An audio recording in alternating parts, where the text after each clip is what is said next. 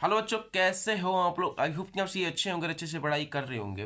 बेटा, अगर आपको ऑब्जेक्टिव्स करने में प्रॉब्लम होती है, जो 20 मार्क्स के ऑब्जेक्टिव आते हैं उन्हें प्रॉब्लम हो रही है कि आप जो है नहीं कर पाते हैं, आप चाहते हैं कि आपको पहले एग्जाम से पहले ही पता चल जाए कि कौन से ऑब्जेक्टिव आएंगे, तो 5 वीडियोज़ मैंने बनाई हैं, वो आप देख लीजिए। अगर 5 वीडियोज़ को देख लेते हैं तो 100% मैं कह सकता हूँ कोई भी ऑब्जेक्टिव नहीं छूटेगा, क्योंकि उन 5 वीडियोज़ में मैंने इस पूरे के पूरे अनसॉल्वड पेपर से जितने जितने मोस्ट इंपॉर्टेंट ऑब्जेक्टिव्स थे बार बार जो पूछे गए थे उन्हें कराया है। उन वीडियोस को देख लेंगे, कोई भी ऑब्जेक्टिव नहीं छूटेगा, ये मेरी गारंटी है, पूरी पूरी विश्वास के साथ मैं कह सकता हूँ। और अब हम जो है दीर्घ उत्तरीय प्रश्न जो हैं 2 4 6 नंबर वाले, ये भी हमारे ना छूटे, इनके लिए 5 वीडियोस बना रहे हैं। देखो बेटा, हमने आपको बताया था कि अगर आप 2022 और 2023 के सभी सेट कर लेते हैं तो कोई भी क्वेश्चन आपका नहीं छूटेगा। लेकिन अभी तक अगर आपने नहीं किया है तो भी चिंता करने की कोई ज़रूरत नहीं है, क्योंकि अब से हम दीर्घ उत्तरीय प्रश्न करेंगे और 5 वीडियोस को केवल और केवल 5 वीडियोस को देख लीजिएगा। कोई भी क्वेश्चन छूट जाए तो मुझसे कहना। पिछली वीडियो की लिंक डिस्क्रिप्शन में है, उसे देख लीजिएगा, और आज से रेगुलर 4 4 वीडियो आएंगे, उन्हें देख लीजिएगा। 100% कोई पेपर में जो है क्वेश्चन नहीं छूटेगा, ठीक है। ऑब्जेक्टिव्स तो नहीं छूटेंगे, और दीर्घ उत्तरीय प्रश्न जो 5 वीडियो देख लेना, कोई क्वेश्चन नहीं छूटेगा, ठीक है। चलो देखिए, आज मैं आपको बताने वाला हूँ 2020 का सेट 3। देख लीजिए, 2020 का सेट 3 MX बहुत ही ज़्यादा इंपॉर्टेंट है, बहुत ही सारे रिपीटेड क्वेश्चन है। बेटा, जो मैं सेट बता रहा हूँ वो बहुत बार उसके जो है क्वेश्चन पूछे गए हैं बोर्ड एग्जाम में। आप देखिएगा, इसमें क्वेश्चन जब दिखिएगा तो आपको खुद लगेगा हाँ सर ये बार बार आते हैं, और मैंने बहुत ही बार ये क्वेश्चन किए हैं। हर अनसोल्वड में हर सेट में है ये, ठीक है। हर सेट में क्वेश्चन है जिसके ये दिए गए हैं और बार बार पूछे भी गए हैं, तभी मैंने इस सेट को उठाया है, ठीक है। अब ज़्यादा बकवास नहीं करेंगे, अब अपने टॉपिक पर आएंगे। देखिए, हमारा जो पहला क्वेश्चन है उसे देख लीजिए। क्वेश्चन स्क्रीन पर दिख जाएगा, जो देख लीजिए। कह रहा है कि के किस मान के लिए k+9 कामा 2k-1 और 2k+7 समांतर श्रेणी के क्रमागत पद होंगे। अच्छा, के किस मान के लिए ये जो 3 पद हैं ये समांतर श्रेणी में होंगे। हमको के का मान निकालना है, सिंपल सी क्वेश्चन है। देखो यहाँ पर जो पहला यहाँ पर का क्वेश्चन है उसमें क्या है कि एपी के हमें कुछ क्रमागत पद दिए गए। बेटा, एपी के कुछ क्रमागत पद हैं। जो पहला पद है वो है k+9, जो दूसरा है वो हमारे पास है 2k-1, एंड जो थर्ड है हमारे पास वो है 2k+7। ये हमारे पास क्या है, तीन क्रमागत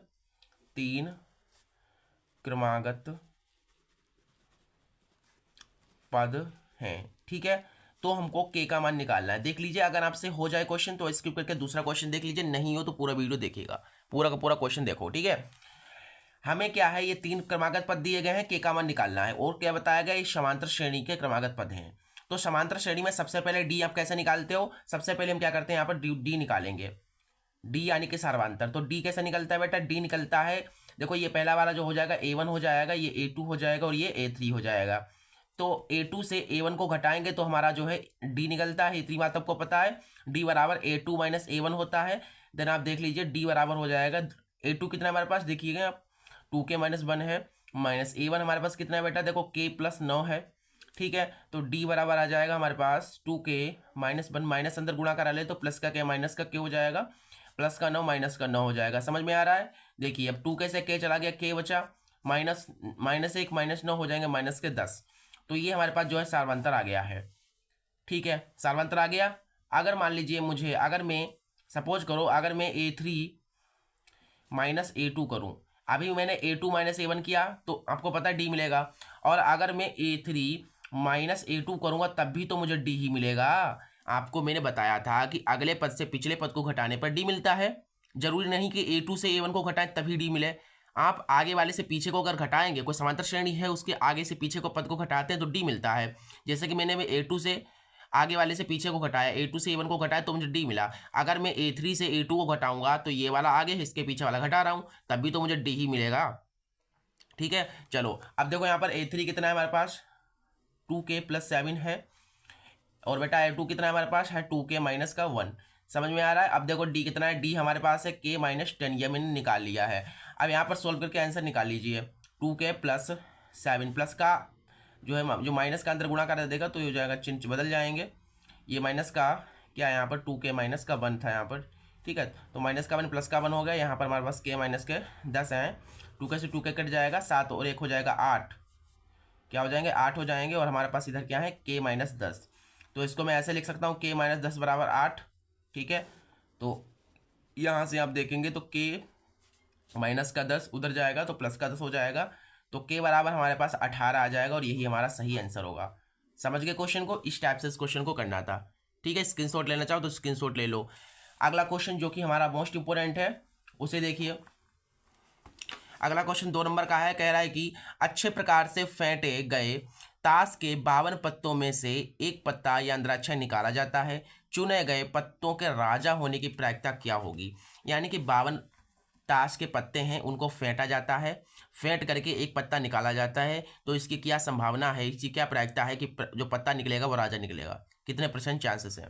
समझ गए क्वेश्चन को? तो देखो यहाँ पर सबसे पहले देखो एक गड्डी है, तो गड्डी में कितने पत्ते होते हैं, कुल पत्ते होते हैं 52, तो लिख दीजिएगा कि कुल परिणाम, चूंकि कुल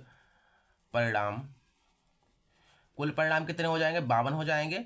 चलिए अब क्वेश्चन जो पूछा गया है उसका आंसर निकालते हैं। हमसे क्वेश्चन पूछा गया है कि राजा होने की प्रायिकता, राजा होने की प्रायिकता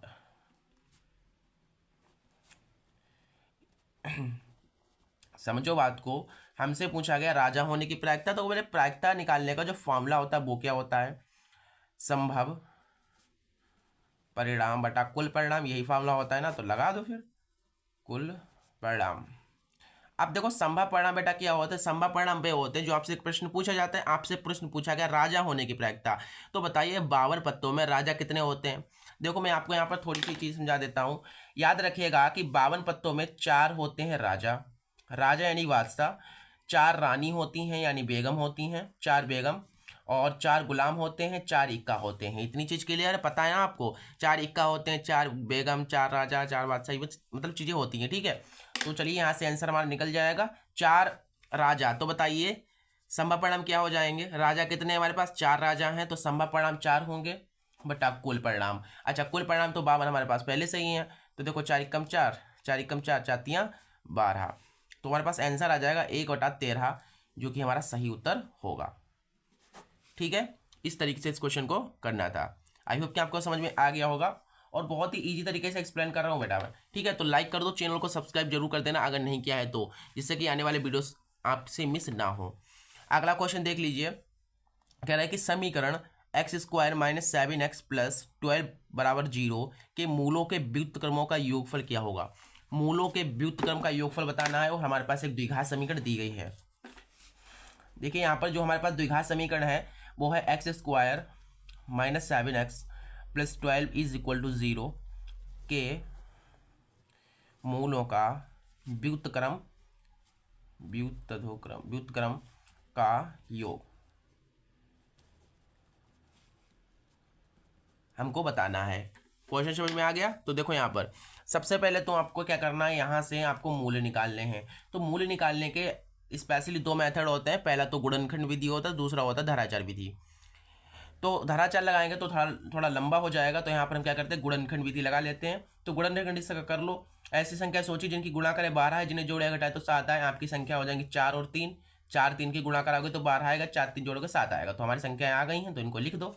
यहाँ पर वो लिख दो जो आपने सोचा है, आपने 4 3 सोची तो 4 3 लिख दो, माइनस माइनस प्लस 4 3 7 x, ठीक है, और बराबर जी हो जाएंगे। ठीक है, अब यहाँ से हमारा कॉमन हो जाएगा x माइनस ये चीज़ें हैं।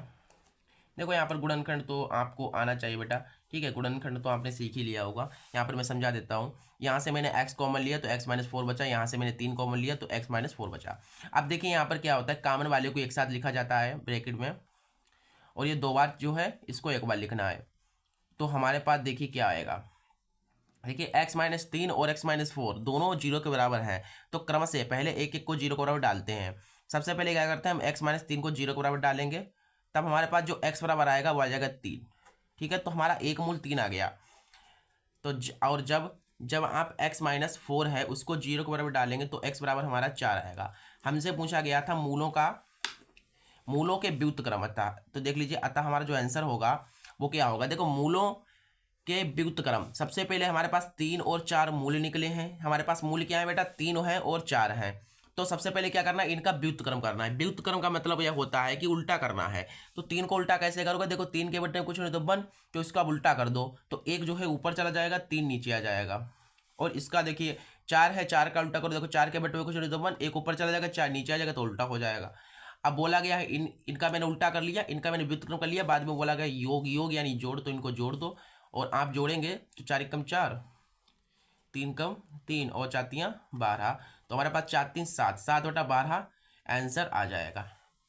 ठीक है, क्वेश्चन समझ गए, इसी तरीके से इस क्वेश्चन को करना था। चलिए, बहुत ही इंपॉर्टेंट क्वेश्चन था, रिपीटेड था और 2024 में आने की इसके हाईली चांसेस हैं। एक क्वेश्चन मैं आपको बता दूं, √5 अपरिमेय संख्या सिद्ध करने के लिए 100% क्वेश्चन आएगा। ऐसे क्वेश्चन आएगा, कहेगा सिद्ध कीजिए कि √5 एक अपरिमेय संख्या है। क्वेश्चन लिख लो, ये आएगा 2024 में। ठीक है, और मैंने करा कर रखा है, पिछले वीडियो में देख लीजिए। ठीक है, चलो अगला जो क्वेश्चन है वो कह रहा है कि दो संख्याओं का अंतर 26 है और एक संख्या दूसरी संख्या की 3 गुनी है, तो संख्याएं ज्ञात कीजिए। बहुत बार पहले क्वेश्चन पूछा जाता था और अभी भी क्वेश्चन ये रिपीटेड है। ठीक है, देखिए यहाँ पर हमको दो संख्याएं निकालनी है। ठीक है, दो संख्याओं को हमको निकालना है, तो हमें निकालना क्या है, संख्याओं को। तो आपको मान लेना होगा। देखिए, जो चीज़ हमें पता नहीं होती स्पेशली हम उसे को ही मानते हैं। हमें संख्याएं तो पता नहीं है, तो संख्याओं को मानना पड़ेगा।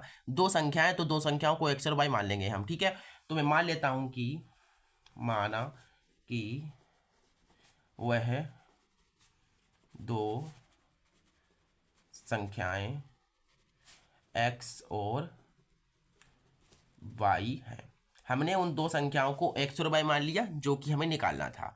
ठीक है, चलिए अब according to the first condition of question, यहाँ पर जो पहली कंडीशन है, जो पहली इसकी शर्त है, प्रथम शर्त से लिख दीजिए यहाँ पर, प्रथम शर्तानुसार।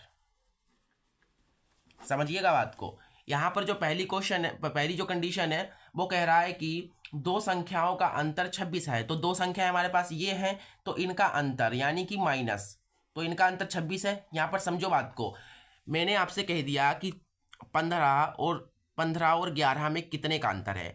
तब आप क्या करोगे, 15 से पहले 11 को घटाओगे, तब आएगा 4। तो आप कहोगे 4 का अंतर है सर। तो आपने क्या किया, यहाँ पर अंतर निकालने के लिए घटाया। तो जिनके बीच अंतर पूछा जाता है स्पेशली उन्हें घटाते हैं।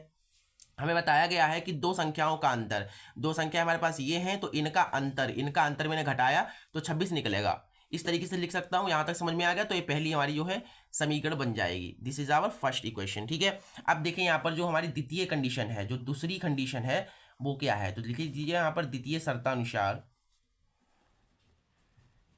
यहाँ पर जो हमारी दूसरी शर्त है वो कह रहा है कि एक संख्या दूसरी संख्या की 3 गुनी है।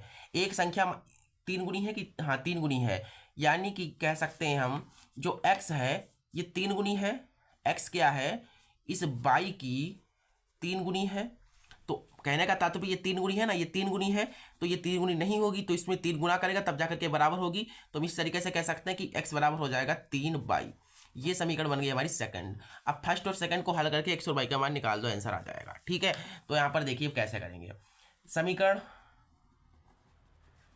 सेकंड का मान समीकरण फर्स्ट में रखने पर, देखिए यहाँ पर समीकरण सेकंड x बराबर 3y है, यहाँ पर x है, तो यहाँ पर हम 3y रख देंगे, तो हमारा जो है मान आ जाएगा, आंसर आ जाएगा। ठीक है, ये x था, यहाँ पर मैंने 3y रख दिया क्योंकि आपको पता है x बराबर 3y है, तो इसकी जगह पर हमने 3y रख दिया और y पहले से था और यहाँ पर 26 है, तो इसे सिंप्लीफाई करेंगे तो हमारे पास आ जाएगा 2y बराबर 26 और ये 2 एकम 2, 2 तियाँ 6, आपका जो y आया वो आ गया है 13। अब इस y का मान समीकरण सेकंड या फर्स्ट किसी में भी रख दो, आपका x का मान मिल जाएगा। तो हमारी जो दूसरी संख्या हो गई वो हो गई 13, पहली संख्या निकाल लो, तो लिख दो यहाँ पर y का मान समीकरण सेकंड में रखने पर। ठीक है, तो सेकंड हमारे पास x बराबर क्या है 3y, y की जगह पर 13, तो x बराबर 33 39।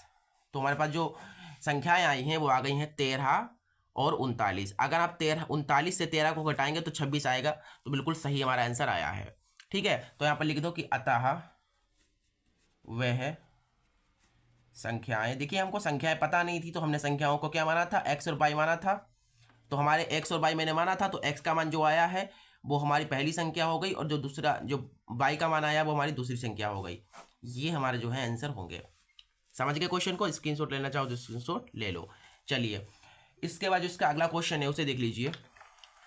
अगला क्वेश्चन कह रहा है कि यदि बिंदु x, y बिंदुओं 3, 6 और -3, 4 से समदूरस्थ है तो x और y में संबंध ज्ञात कीजिए। 2024 में छपा है क्वेश्चन, ये मान के चलो ये क्वेश्चन 2024 के लिए इंपॉर्टेंट है और आ सकता है, आ सकता नहीं है, मेरी तरफ से तो 90% चांसेस हैं इस क्वेश्चन के, 90% चांसेस है कि ये आ जाए क्वेश्चन, बहुत ही ज़्यादा रिपीटेड है। चलिए इस चीज़ को यहाँ पर समझते हैं। क्वेश्चन नंबर कौन सा है, 5वां क्वेश्चन है ना। तो देखो यहाँ पर क्या है, कह रहा है कि हमारे पास दो बिंदुओं, देखो बिंदुओं 3,6 और -3,4 से समदूरस्थ है। कौन, एक्स और वाई। एक मेरे पास बिंदु है, एक बिंदु है ये वाला, ये एक्स और एक्स का वाई है, ये बिंदु है, बिंदुओं से समदूरस्थ है, यानी कि एक यहाँ पर बिंदु होगा, एक यहाँ से बिंदु होगा। ये एक बिंदु है 3,6, क्वेश्चन को समझिएगा ठीक है, और एक हमारे पास है -3,4। ये वाला बिंदु, क्वेश्चन पढ़िए, कह रहा है कि यदि बिंदु x, y बिंदुओं 3,6, ये वाला बिंदु 3,6 और -3,4 से समदूरस्थ है। समदूरस्थ, समदूरस्थ का मतलब होता है समान दूरी पर, सम यानी समान दूरस्थ दूरी पर। तो ये वाला जो है इससे और इससे समान दूरी पर है, तो यहाँ से यहाँ तक की दूरी, यहाँ से यहाँ तक की दूरी बराबर होगी। इसे मैं अगर a मान लूँ, इसे अगर मैं b मान लूँ, इसे मैं अगर p मान लूँ, तो AP की दूरी बराबर होगी BP की दूरी। ठीक है, तो यहाँ पर मैं यही चीज़ लिख दूंगा कि चूंकि AP की दूरी बराबर है BP, AP की दूरी बराबर है BP की दूरी, ठीक है, क्योंकि समदूरस्थ है तो समान दूरी पर है। चलिए अब यहाँ पर से देखिए A हमारे पास क्या है, A हम देखिए A है ना, तो A हमारे पास 3,6 है और P हमारे पास है 1,y। सिंपली यहाँ पर लिख दो। देखो x कितना है हमारे पास, B है हमारे पास -3,4 और जो P है वो हमारे पास है x, y। हमें अब यहाँ पर सोल्व करके आंसर जो है लाना है। देखो कैसे करेंगे, नेक्स्ट पेज में करते हैं इस चीज़ को। देखो यहाँ पर बताया गया है AP की दूरी। अगर मुझे AP की दूरी निकालनी हो, यहाँ से यहाँ तक की दूरी निकालनी हो, तो दूरी का फार्मूला लगाना पड़ेगा। तो बीच की दूरी का फार्मूला क्या होता है, दो बिंदु के बीच की दूरी का फार्मूला √में x2 - x1 का whole square plus y2 - y1 का होल स्क्वायर। ठीक है, ये मैंने यहाँ पर इस चीज़ के लिए ये फार्मूला लगाया, बराबर था बराबर लगा दिया। अब यहाँ पर भी दूरी ही निकालनी है, तो दूरी निकालने के लिए फार्मूला यही रहेगा। ठीक है, x2 - x1 the whole square plus y2 - y1 का होल स्क्वायर। ठीक है, अब ये अंडर रूट से अंडर रूट कट जाएगा, दोनों तरफ वर्क करेंगे जब हम। अब देखो यहाँ पर x2 x1 ये y1 मिल जो पता करने पड़ेंगे, तो देख लीजिए यहाँ पर ये x1 है, y1 है, x2 है, y2 है, यहाँ पर भी ऐसे ही x1 y1 और x2 y2। ठीक है, अब यहाँ पर मानों को रख दो। देखो x2 अपने पास x है, x1 अपने पास 3 है, y2 अपने पास y है, y1 अपने पास 6 है। स्क्वायर स्क्वायर लगाएंगे हम, x2 अपने पास x है माइनस, ये देखिए ये वाला माइनस और ये वाला माइनस हो जाएगा प्लस 3 का होल स्क्वायर प्लस y2 अपने पास y है, y1 अपने पास 4 है। क्वेश्चन को समझते चलना है बिल्कुल। ठीक है, अगर क्वेश्चन आता है तो दूसरा क्वेश्चन देख लो, अगर नहीं आता तो देखना पड़ेगा बेटा, तभी आपको जो है आ पाएगा। ये क्वेश्चन रिपीटेड है, जो क्वेश्चन करा रहा हूँ वो बिल्कुल गोल्ड है बिल्कुल। ठीक है, आपके लिए भी गोल्डन क्वेश्चन है। ठीक है, देखो यहाँ पर सबसे पहले क्या है, a - b के होल स्क्वायर में से तोड़ सकते हैं, इसे भी a - b के होल स्क्वायर में तोड़ेंगे, इसे a + b के होल स्क्वायर में तोड़ेंगे, इसे a - b के होल स्क्वायर में तोड़ेंगे। तो सबसे पहले ये बताइए मुझे कि a - b का होल स्क्वायर क्या होता है। ये होता है a² + b² - 2ab। तो यहाँ पर हम इसको खोलेंगे, a की जगह पर x है, b की जगह पर 3 है, माइनस था माइनस, देख लीजिए। तो इसको खोल सकते हैं a², a x है तो x का स्क्वायर प्लस b², b का 3 का स्क्वायर करेंगे तो 3 × 9 आ जाएगा और माइनस 2 × 3 = 6x। खोल लीजिएगा यहाँ पर। ठीक है, अब मैं यहाँ पर आपको जो इतना लंबा करके लिखूँ तो बहुत जो इसमें आ नहीं पाएगा। ठीक है, इसलिए मैं जो है शॉर्ट में लिख रहा हूँ। a - b के होल स्क्वायर, तो a स्क्वायर करेंगे तो y का स्क्वायर हो जाएगा प्लस b² 6 का स्क्वायर करेंगे तो 6 × 36 आएगा माइनस 2ab 2 × 12 y, तो ये हो जाएगा। ठीक है, अब सिंपली यहाँ पर भी यही कर दो, a² plus b² plus 2ab करेंगे। यहाँ पर ये है, इतनी चीज़ को ऐसा भी लिखा रहने दो, आगे इसको कर लेंगे, खोल लेंगे। 36 और 9 हमारे पास हो जाएगा 45, ये -6x है प्लस y² - 12y। यहाँ पर भी ऐसे कर लो, x² plus 9 plus 6x plus, इसको आप खोल सकते हो a² प्लस b² माइनस, ये हो जाएगा। तो x, ये चीज़ ऐसा कर दीजिए, यहाँ पर काट सकते हैं ये वाली चीज़ जो है, देखो ये प्लस की है ना, तो इधर माइनस में कट जाएगी, ये प्लस का y² है, माइनस का y² कट जाएगा। तो यहाँ पर देखो ये बचा के हमारे पास 45 - 6x माइनस के 12y बराबर। अब देखो यहाँ पर क्या है, 16 9 है तो इसको जोड़ देंगे 25 आएगा प्लस 6x माइनस के 8y।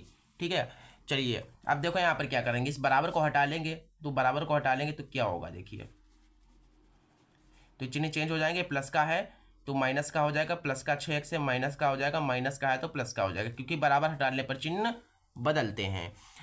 अब देखो यहाँ पर माइनस का 6x है माइनस का 6x तो हो जाएगा माइनस का 12x, माइनस का 12y, प्लस का है तो प्लस माइनस माइनस, माइनस के ज़्यादा है तो माइनस के आएंगे, तो 12 से 8 गए तो 4 बचे। अब प्लस का ज़्यादा है और माइनस है तो घट जाएंगे, तो प्लस के ज़्यादा तो प्लस के आएंगे। 45 से 25 घटाएंगे तो क्या बचेंगे हमारे पास, 20 बचेंगे और बराबर 0। तो यहाँ से हम जो है 4, ये क्या हमारे पास 4 जो है कॉमन ले सकते हैं यहाँ से। ठीक है, यहाँ से यहाँ तक देखिए 4 कॉमन होगा माइनस का, तो देखिए ये तो चला गया तो बाई बचा, और यहाँ से माइनस था ये प्लस हो गया तो 4 × 12 ये बचेगा, और ये प्लस का 20 उधर गया माइनस का 20 हो गया, कट जाएगा, 4 × 5 = 20 हो जाएगा। ठीक है, अब यहाँ से बचा हमारे पास 3x प्लस y बराबर 5, तो यही हमारा जो है x और y में संबंध है, यही हमारा आंसर है। ठीक है, इस तरीके से इस क्वेश्चन को करना था। चलो इसके बाद जो इसका अगला क्वेश्चन है उसे देख लेते हैं। अगला क्वेश्चन है, कह रहा है कि एक शंकु के आधार की त्रिज्या 3.5 सेंटीमीटर है, उसकी ऊंचाई 12 सेंटीमीटर है, तो शंकु की तिर्यक ऊंचाई ज्ञात कीजिए। मोस्ट इंपोर्टेंट क्वेश्चन है। ठीक है, और 2 नंबर में क्वेश्चन ये पूछा जाता है, अक्सर क्वेश्चन पूछा जाता है। ठीक है, जब मैंने पेपर दिए थे तो ये क्वेश्चन आया था बोर्ड एग्जाम में। क्या है यहाँ पर, एक शंकु है सबसे पहले तो। ठीक है, एक शंकु है, इसकी जो है त्रिज्या हमको दी गई है 3.5 सेंटीमीटर, इसकी ऊंचाई है 12 सेंटीमीटर। ठीक है, तो इसकी हमें तिर्यक ऊंचाई, ये हमें जो तिर्यक ऊंचाई L है ये हमको पता करनी है। क्या निकालना है, हमें L निकालना है, और हमें दिया गया है R जो है 3.5 है, H जो है वो 12 है, तो हमें L निकालना है। देखो L यानी कि तिर्यक ऊंचाई निकालने का जो फॉर्मूला होता है वो होता है L बराबर √h² + r²। ठीक है, तो L बराबर आ जाएगा H की जगह पर 12 है तो 12 का स्क्वायर प्लस R अपने पास 3.5 है तो 3.5 का स्क्वायर कर देंगे, तो L बराबर देखेंगे आप तो 12 × 144, 3.5 × 3.5 करेंगे तो कितना आएगा, 3.5 से करेंगे ना तो यहाँ पर हो जाएगा 55 25, 5 × 15 16 17, 3 × 5 15, 3 3 9 और 1 10, 5 7 5 12 और पॉइंट यहाँ पर लग जाएगा, तो यहाँ पर से जाएगा 12.25। ठीक है, तो L बराबर हमारे पास आ जाएगा 156.25। जब इसका आप आंसर निकालेंगे, जब इसका वर्गमूल निकालेंगे इसका, तो शायद 12.5 करीब इतना ही आएगा। ठीक है, तो इतना ही आएगा, जब मैंने कराया था कोचिंग में शायद इतना ही आया था। देख लेता हूँ यहाँ पर कितना आया है। हाँ, यहाँ पर भी 12.5 सेंटीमीटर ही आएगा। ठीक है, तो इतना आएगा। ठीक है, चलिए इस क्वेश्चन को ऐसे करना था, और क्वेश्चन जो था बहुत सरल था, तो इस तरीके से इस क्वेश्चन को करना था हमें। चलिए इसके बाद इसका अगला क्वेश्चन देख लीजिए। अगला क्वेश्चन है, बहुत इंपॉर्टेंट है। कह रहा है कि वह अनुपात ज्ञात कीजिए जिसमें बिंदुओं -3, 10 और 6, -8 को मिलाने वाले रेखाखंड को बिंदु -1, 6 को विभाजित करता है। ये क्वेश्चन जब मैं पहले जब गणित पढ़ता था तो ये क्वेश्चन जो है कहा जाता था कि ये क्वेश्चन तो आना ही है, क्वेश्चन आना ही ये क्वेश्चन। ठीक है, तो अभी भी आता है और क्वेश्चन आ सकते हैं, सारे के सारे इंपॉर्टेंट क्वेश्चन हम लाए हैं, तो ये क्वेश्चन भी इंपॉर्टेंट ही है।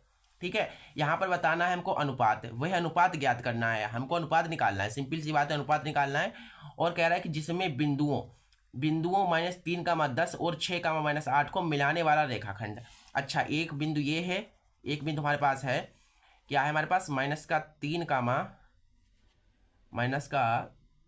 -4 है, रुक जाइए, -3, 10 है, ये बिंदु है, और एक और बिंदु है हमारे पास, वो कितना है हमारे पास 6, -8 है, ये बिंदु है हमारे पास। तो इनको मिलाने वाला रेखाखंड, इसको और इसको मिलाने वाला रेखाखंड ये मैंने खींच लिया। देखिए इसको मिलाने वाला रेखाखंड ये हमारी है।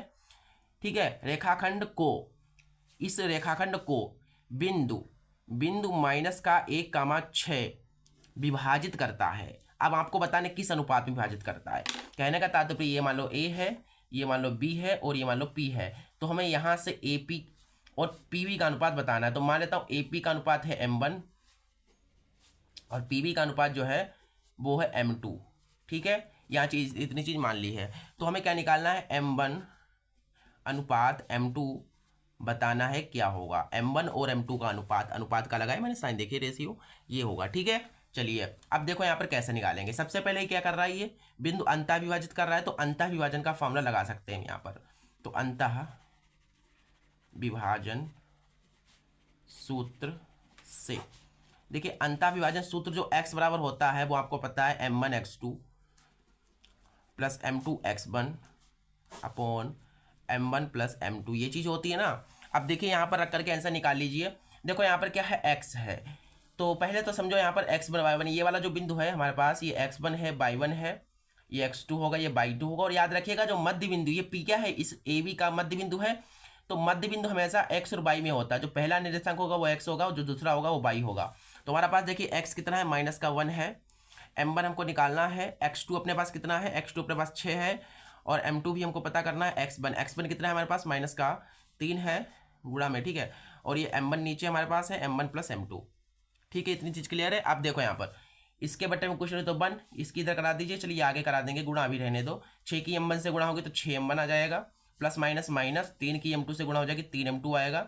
नीचे अपने पास है m1 प्लस m2,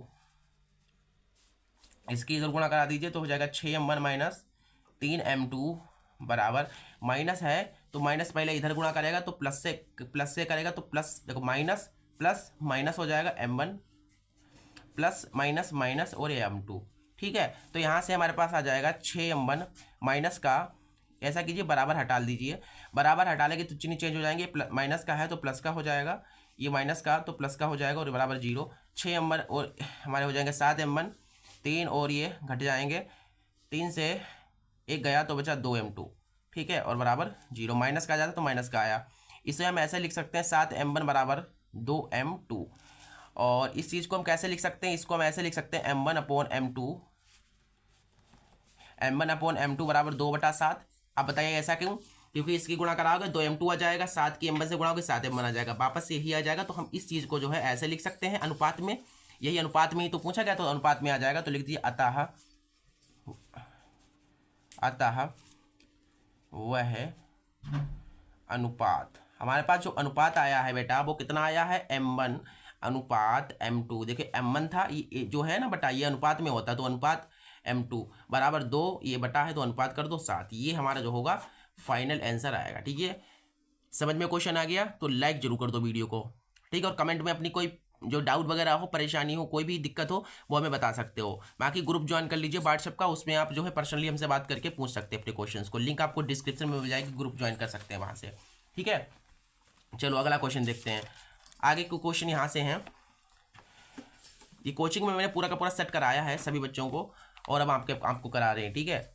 चलिए क्वेश्चन कह रहा है कि निम्नलिखित में से किन्हीं 5 खंडों को हल करना है। चलिए हम तो सब करेंगे। यहाँ पर जो पहला क्वेश्चन है वो कह रहा है कि सिद्ध कीजिए कि वृत्त के बाहर स्थित किसी बिंदु से खींची गई स्पर्श रेखाओं की लंबाई समान होती है। आपने प्रमेय 10.2 10वें चैप्टर में पढ़ी होगी, उसमें क्या कहती है कि अगर कोई वृत्त है उसका कोई बाह्य बिंदु है उससे स्पर्श रेखा डालते हैं लंबाई बराबर होती है। ये चीज़ हमको प्रूव करके दिखानी है। और याद रखिएगा ये प्रूव करने के लिए क्वेश्चन बार बार आता है। ये प्रमेय 10.2 है, ये प्रूव करने के लिए 2024 में आ सकता है, ठीक है। सारे के सारे इंपॉर्टेंट क्वेश्चन है। सबसे पहले क्या हमको प्रूव करना है, समझो क्वेश्चन को। एक हमारे पास क्या है, वृत्त है, वृत्त का कोई एक बाहरी बिंदु ये है, हमने इस बिंदु से इस वृत्त पर 2 स्पर्श रेखाएं खींची। सबसे पहले तो एक ये स्पर्श रेखा है और हमने एक ये स्पर्श रेखा खींच दी। तो हमको बताना है कि यहाँ की ये लंबाई और ये लंबाई बराबर होगी। चलिए कैसे करेंगे अब देख लीजिए। यहाँ पर वृत्त का केंद्र मान लो, यहाँ पर एक स्पर्श बिंदु मिला, एक स्पर्श बिंदु ये मिला, इसको इससे मिला दो, इसको इससे मिला दो और इसको इससे मिला दो। तो ये हमारे पास मान लो O है, ये A है, ये B है और ये C मान लो, ठीक है। चलिए इतनी चीज़ क्लियर है। हमको क्या सिद्ध करना है, लिख दीजिए। हमें सिद्ध करना है, हमें सिद्ध करना है, हमें ये सिद्ध करना है कि BC की दूरी जो होगी, जो BC की लंबाई होगी वो AC की लंबाई के बराबर होगी। ये चीज़ हमको सिद्ध करके दिखानी है। बॉक्स में बंद कर लिया, ये हमें सिद्ध करना है, BC बराबर AC।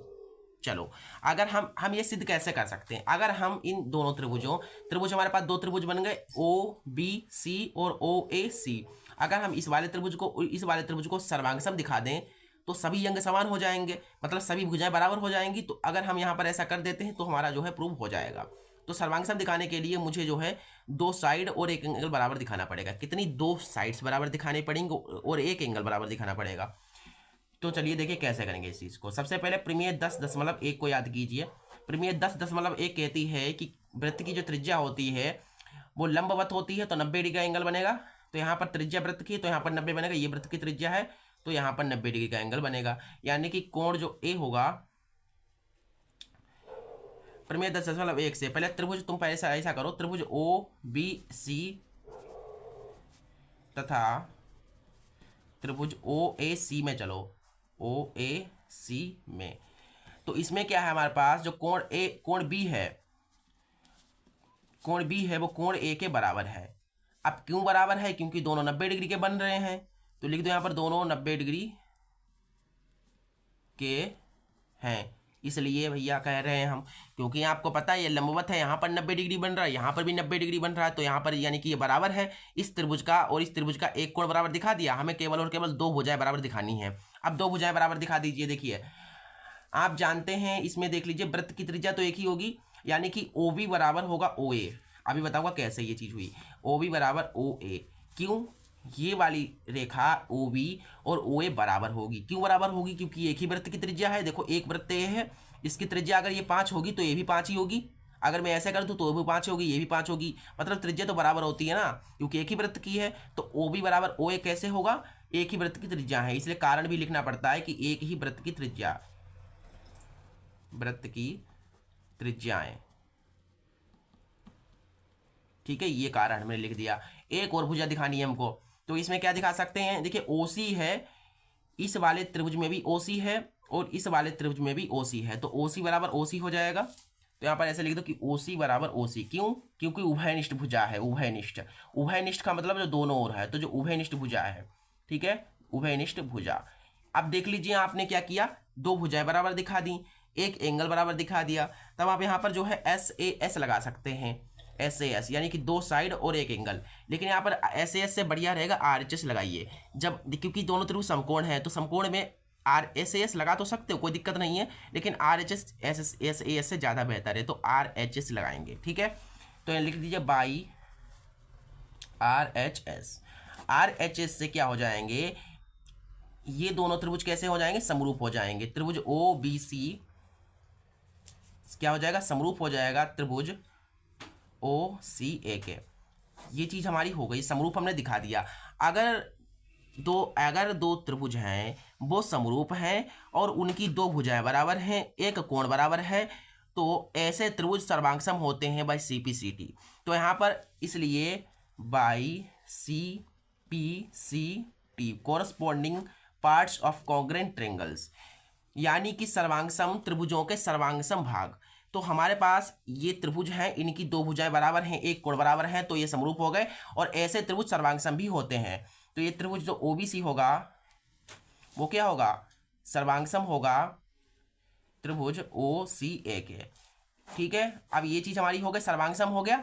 तो इसलिए हम ये कह सकते हैं कि जो बीसी है वो एसी के बराबर है। तो यहाँ पर लिख दो, इसलिए बीसी बराबर AC, hence proved, hence proved. ठीक है, इस टाइप से इसको करना था, देख लीजिए।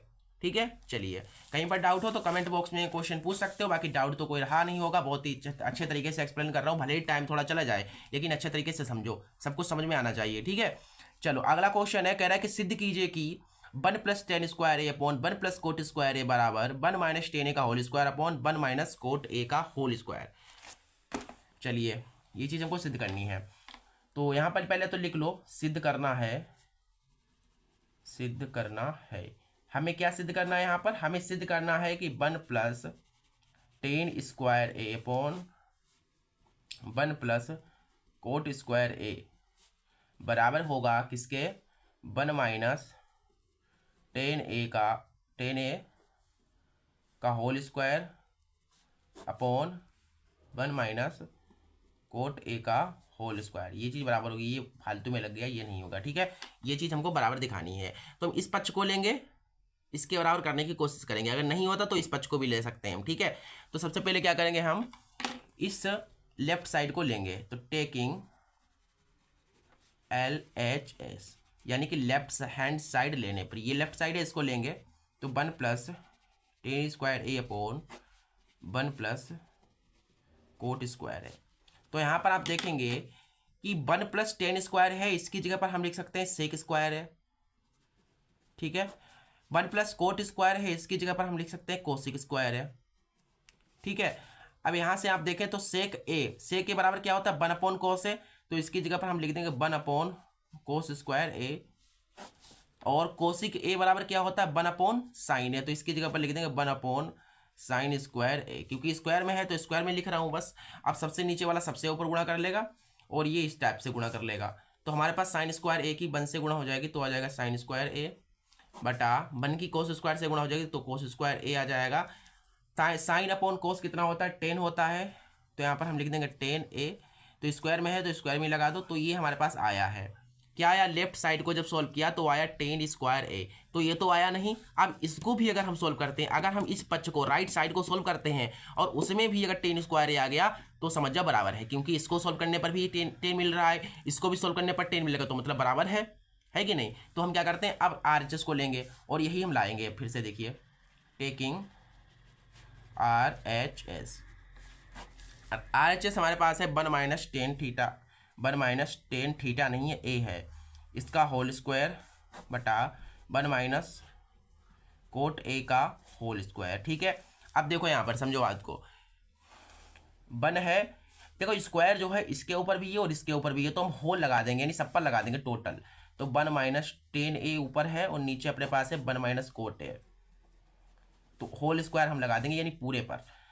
तो यहाँ से हमारे पास देखिए क्या हो जाएगा, 1 है तो 1, माइनस है तो माइनस टेन ए की जगह पर आप लिख देंगे साइन ए अपॉन कॉस है, साइन ए अपॉन कॉस है, और स्क्वायर है तो यहाँ पर स्क्वायर लगा दीजिए, पूरा का पूरा है ना, तो टोटल यार है ये तो, ठीक है, टोटल लगा दें यहाँ पर, ठीक है।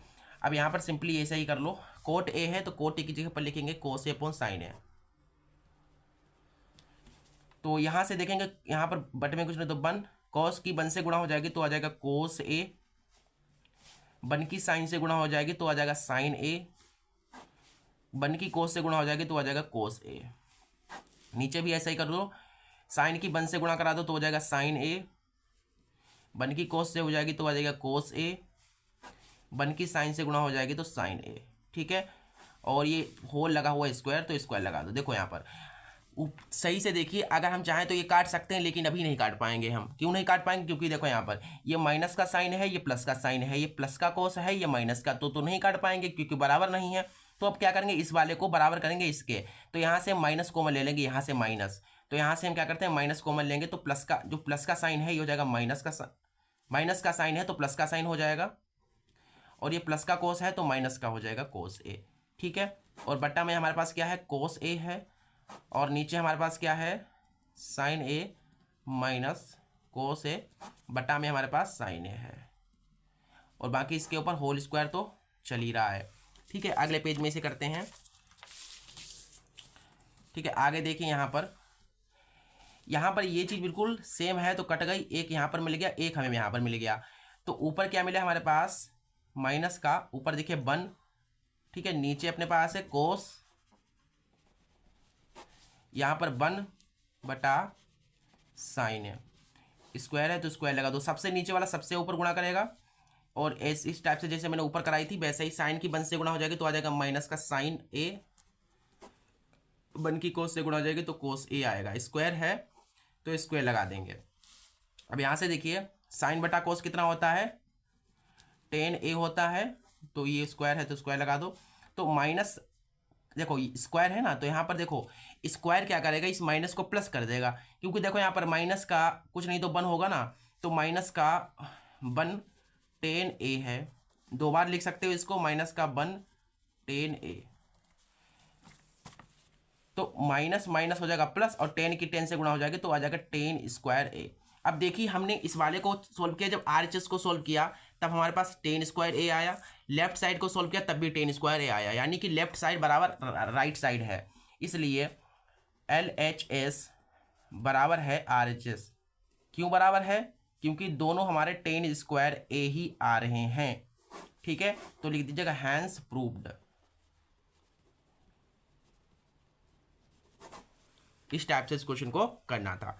चलिए इसके बाद जो इसका अगला क्वेश्चन है उसे देख लेते हैं क्या है। अगला क्वेश्चन है, कह रहा है कि 2x प्लस 3y बराबर 11 और 2x माइनस 4y बराबर माइनस 24 को हल कीजिए। इनको हल करना है और इससे m का वह मान ज्ञात कीजिए जिसके लिए y बराबर mx प्लस 3 हो। हमें m का भी मान निकालना है और उसको हल भी करना है। चलिए वैसे तो आसान क्वेश्चन है, इसमें कुछ ज़्यादा खास है नहीं, ठीक है, आसान क्वेश्चन है और वैसे ये क्वेश्चन पूछा भी जाता है। ये सेट इंपॉर्टेंट था तभी मैं करा रहा हूँ, सारे के सारे क्वेश्चन इंपॉर्टेंट है तो कहने की जरूरत बार बार नहीं है। सारे के सारे इंपॉर्टेंट क्वेश्चन है तो ये मत पूछेगा सर इंपॉर्टेंट क्वेश्चन है कि नहीं, बिल्कुल इंपॉर्टेंट क्वेश्चन है, सारे के सारे इंपॉर्टेंट क्वेश्चन है, ठीक है।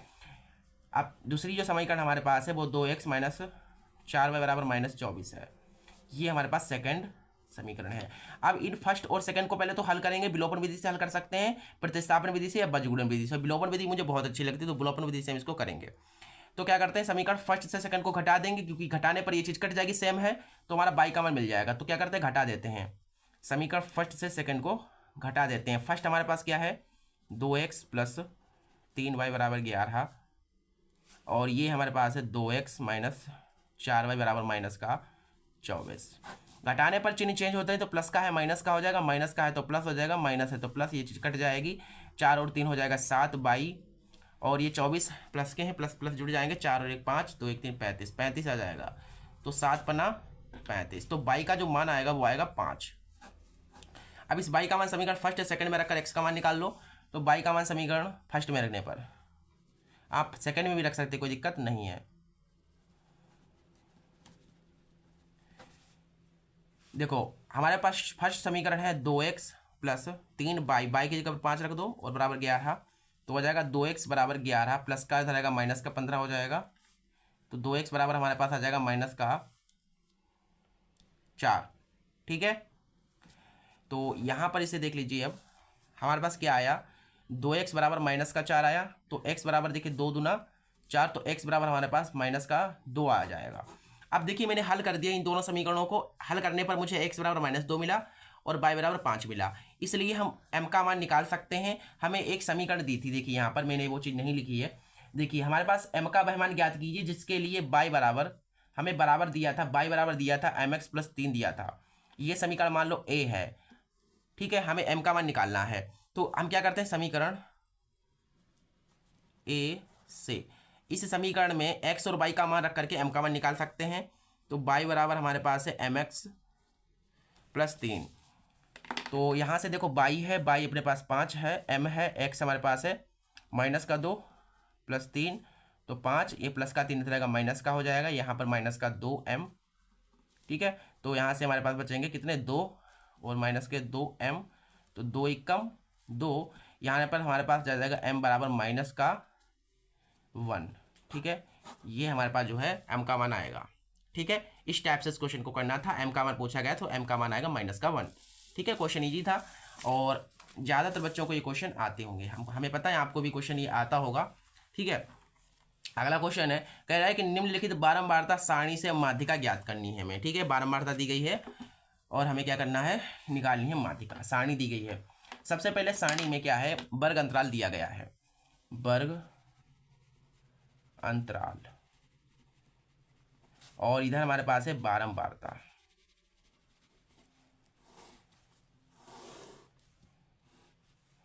वर्ग अंतराल में हमको दिए गए हैं 0 से 10, 10 से 20, 20 से 30, 30 से 40 और 40 से 50, ये है हमारे पास।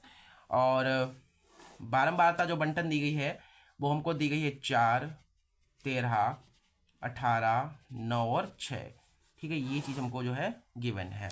चलो हमें क्या निकालना है, हमें निकालना है माध्यक। देखो यहाँ पर माध्य, माध्यक और बहुलक आपको निकालना आना चाहिए। इस भी ये क्वेश्चन देख लीजिए, माध्यक निकालना तो आ जाएगा, बाकी माध्य और बहुलक पिछली वीडियो देख लीजिए उसमें बताया है, ठीक है। तो सारा कुछ कवर हो जाएगा इन 5 वीडियोज में। अब क्या करते हैं माध्यक, तो सबसे पहले देखो माध्यक निकालने का फार्मूला क्या होता है, बताओ। माध्यक निकालने का जो फार्मूला होता है वो क्या होता है माध्यक बराबर L plus N/2 minus CF/F × H, यही फार्मूला होता है ना माध्यक निकालने का। तो यहाँ पर हमें CF NFHL ये चाहिए होगा, तो हमें निकालना पड़ेगा। सबसे पहले CF है, तो CF क्या होता है, CF तो हमें बनानी पड़ेगी, CF यानी संचय बारंबारता। तो यहाँ पर CF बनाएंगे, हम यहाँ पर CF यानी संचय बारंबारता बनाएंगे। तो संचय बारंबारता बनाने का जो तरीका होता है वो देख लीजिए। संचय बारंबारता बनाने का तरीका ये होता है, जो बारंबारता हमारे पास जो ये F है ना, तो इसमें जो पहला है बिल्कुल वैसा ही लिखे रहने देंगे, फिर क्रॉस क्रॉस में जोड़ते जाएंगे। देखो पहले 4 था, 4 लिखा रहने दिया, उसके बाद क्रॉस क्रॉस में जोड़ते जाओ। जैसे जैसे 4 में 13 जोड़ेंगे 17 आएगा, 17 में 18 जोड़ देंगे, 7 7 14 15, 1 2 1 3 35, 35 में 9 जोड़ेंगे तो कितना आएगा, 9 5 14 44, और इसमें जोड़ देंगे तो आ जाएगा 50। ठीक है, तो हमारे पास क्या आ गया, इस प्रकार से हमने CF बना ली। अब देखो यहाँ पर सबसे पहले क्या करना है, आपको F निकालना है। क्या निकालना है, F निकालना है। तो ये F है, अब इसमें जो सबसे बड़ा है वही F है, तो इसमें सबसे बड़ा आप कहेंगे तो 18 है, तो F हमारा हो जाएगा 18, जो सबसे बड़ा वही F, तो F हमारा 18 है क्योंकि सबसे बड़ा है। और F के सामने वाला L होगा, F के सामने हमारे पास 20 है तो L 20 है। F के सामने वाले के ऊपर वाला CF होता है, तो F के सामने 35 है, 35 के ऊपर 17 है, तो 17 हमारा CF होगा, F के सामने वाले के ऊपर वाला CF। तो देख लो यहाँ पर F हमारा निकल आया 18, L जो आया है वो आया है 20, जो CF आया है वो आया है हमारे पास कितना, 17, और H देखो H क्या होता है, H होता है अंतर। तो बताओ इसमें कितने कितने का अंतर है, इस अंतराल में कितने का अंतर है। तो 0 में 10 जोड़ रहे हो 10 मिल रहा है, 10 में 10 जोड़ रहे हो 20 मिल रहा है, 20 में 10 जोड़ रहे हो 30 मिल रहा है, मतलब 10 10 जोड़ने पर मिलता है। तो कहने का तात्पर्य ये है कि 10 का अंतर है, तो हमारा जो H होगा वो 10 हो जाएगा। अब हमें N की जरूरत पड़ेगी ना, तो N देखिए, N इस बारंबारता का, N का मतलब होता है बारंबारता का योग, ये F है तो इसका योग क्या होगा, देखो इसे जब जोड़ोगे तो आएगा 50। ठीक है, क्योंकि जो यहाँ पर मिलता है वो यहाँ पर इनका योग के बराबर होता है, तो N हमारे पास आ जाएगा 50। अब इसमें रख करके इन मानों को आंसर निकाल दीजिए। तो देखो यहाँ से L क्या है हमारे पास, L है 20 प्लस N हमारे पास 50 है, CF हमारे पास 17 है बटा F हमारे पास 18 है, गुणा H हमारे पास 10 है। अब काट सकते हैं, 2 पंचे 10, 2 ने 18, तुम्हारे पास आ जाएगा 20 प्लस ये 2 दूना 4, 2 पंचे 10, 25 ऊपर माइनस 17 बटा 9 गुणा 5। तो यहाँ से हमारे पास मिलेगा 20 प्लस यहाँ से 3 और 5 3 8, 8 बटा 9 गुणा 5। तो यहाँ से हमें मिलेगा, देखिए 5 8 40 बटा 9, इनके वजह से कुछ तो 1, 9 दूना यहाँ पर हो जाएगा 18, और 40 कम 40 और 9 कम 9। तो यहाँ से हमें मिलेगा, देखिए इनको जोड़ने पर कितना मिल रहा है, 80। देखो यहाँ पर 0, 8 4 12 हो जाएंगे, 220, 220 बटा 9। अब 220 को जो है 9 से भाग दोगी तो कितना आएगा माध्यक, तो माध्यक हमारे पास आ जाएगा 9 दूना 18 और 9 चौक 36, 9 चौक 36, तो 24.44 के लगभग आएगा। ठीक है, तो माध्यक हमारे पास आ जाएगा 24.4। ठीक है, इस टाइप से इस क्वेश्चन को करना था। अगला क्वेश्चन देख लीजिए। अगला क्वेश्चन है, कह रहा है कि एक ठोस बेलनाकार है जिसके दोनों सिरे अर्धगोलाकार हैं, ठोस की कुल ऊंचाई 20 सेंटीमीटर है तथा बेलन का व्यास 7 सेंटीमीटर है, तो ठोस का कुल आयतन ज्ञात कीजिए। पाई बराबर 22/7 लीजिए। ठीक है, चलो यहाँ पर सबसे पहले क्या है, एक बेलनाकार ठोस है, ठीक है, और उसके अर्धगोले हैं। तो बेलन के आकार का क्या है, एक प्रकार का ठोस है, इसके दोनों सिरे अर्धगोलाकार हैं, यानी कि ऊपर का जो सिरा होगा ये अर्धगोले के आकार का होगा, ये वाला जो सिरा होगा ये वाला भी अर्धगोले के आकार का होगा। यहाँ पर ये इस टाइप से, देखिए ऐसे होगा, यहाँ पर दिखाऊंगा मैं आपको, तो ये होगा ऐसे अर्धगोले के आकार का। ठीक है, ये एक अर्धगोला ये वाला और एक अर्धगोला ये है। बताया गया है कि इसका देखिए यहाँ से यहाँ तक जो है इसकी ऊंचाई, पहले तो देख लो इसकी ऊंचाई कितनी है। बताया गया है कि इसकी ऊंचाई है 12, नहीं इसकी ऊंचाई 20 है, इसकी ऊंचाई 20 है, और इसका व्यास, इसका ये जो व्यास है वो कितना है, 7 है, इसका व्यास 7 है, ये वाला पूरा का पूरा यहाँ से यहाँ तक। ठीक है, तो यहाँ पर लिख लो कि बेलन का व्यास कितना है, 7 है, तो इसलिए जो त्रिज्या होगी वो 7 की आधी यानी कि 7/2 होगी। तो ये हमारे पास जो है त्रिज्या है, क्योंकि व्यास का आधा त्रिज्या होती है, व्यास 7 है तो उसकी त्रिज्या 7/2 आधी कर देंगे। ठीक है, आगे देखिए, आगे हमको h भी दी गई है, h यानी ऊंचाई दी गई है 20 सेंटीमीटर। तो हमें क्या निकालना है, हमें निकालना है ठोस का, इस ठोस का आयतन कितना होगा, मतलब ये कितने वजन इसका वजन कितना होगा, इसका आयतन क्या होगा, इसकी वैल्यू हमको निकालनी है। तो देखो यहाँ पर क्या निकालना है, हमें ठोस का आयतन निकालना है। तो आ जाएगा आंसर हमारे पास ठोस का आयतन बराबर कैसे निकलेगा, इस बेलन का आयतन, बेलन का आयतन प्लस इसमें मेरे पास 2 अर्धगोले तो इनको भी जोड़ना पड़ेगा। तो लिख दो यहाँ पर 2 गुणा अर्धगोलों का आयतन, यानी कि दोनों अर्धगोलों का आयतन, अर्धगोलों का आयतन। क्योंकि आप पता है इसका कब आप पूरा का पूरा वजन कब निकाल पाओगे, पहला तो ये बेलन है इतना, ये जोड़ लेंगे, फिर उसके बाद इसमें देखिए इस बेलन में हमारे अर्धगोले जुड़े हुए हैं, तो इसमें अर्धगोले मैंने दोनों जोड़ दिए, इस बेलन में दोनों अर्धगोले जोड़ दिए। तो हमारे पास देखिए आंसर आएगा, देखो बेलन का आयतन कितना होता है, पाई आर स्क्वायर एच, 2 है तो 2, अर्धगोले का आयतन होता है 2/3 पाई आर क्यूब। बाकी त्रिज्या बिल्कुल सेम है कि नहीं, जो बेलन की त्रिज्या वही अर्धगोले की त्रिज्या, तो यही रखेंगे। अब यहाँ से हमारे पास पाई आर स्क्वायर कॉमन है क्योंकि दोनों तरफ है, तो ये कॉमन निकाल लेंगे। तो यहाँ पर बात बचेगा एच, और ये 2 दूना 4/3, यहाँ से पाई चला गया, आर स्क्वायर गए तो केवल आर बचा।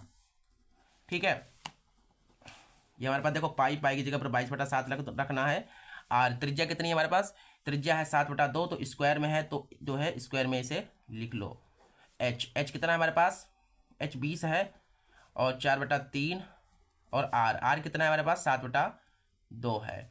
अब इसे काट सकते हैं, 2 दूना 4, इसे काट दीजिए ऐसे, 2 एकम तो 2 एकम, ऊपर 11 7 77 हो जाएगा, और नीचे सिर्फ 2 है। ठीक है, इधर हमारा 20 है प्लस 2 सतह 14/3।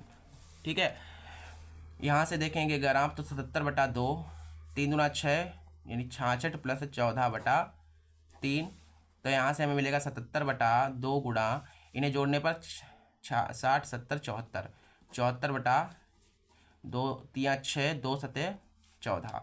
अब ऊपर हमारे पास क्या है, 77 है गुणा 37, और देखो 77 गुणा 37/3। जब इसको आप सॉल्व करेंगे तो जो आयतन आएगा, जो इसका जो आयतन आएगा वो कितना आएगा 680.17 सेमी क्यूब। ये हमारा जो होगा आंसर होगा। ठीक है, इसको ऊपर गुणा करा दीजिएगा, 3 से भाग दीजिएगा, इतना आएगा। इस टाइप से इस क्वेश्चन को हमें करना था। चलिए अगला क्वेश्चन देख लीजिए। अगला क्वेश्चन है, कह रहा है कि चित्र में यदि OA इंटू OB बराबर OC इंटू OD है तो सिद्ध कीजिए कि कोण A बराबर कोण C बराबर कोण B बराबर कोण D। ये क्वेश्चन 2024 में आएगा, ये गारंटी मेरी है, 100% क्वेश्चन आएगा ये। यहाँ पर क्या है, एक चित्र दिया गया है, सबसे पहले उस चित्र को बना लेते हैं।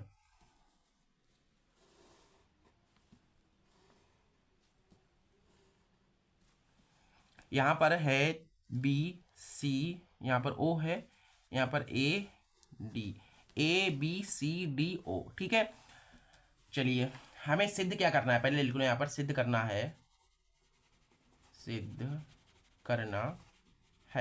हमें सिद्ध करना है कि कोण A बराबर कोण C तथा कोण B बराबर कोण D होगा।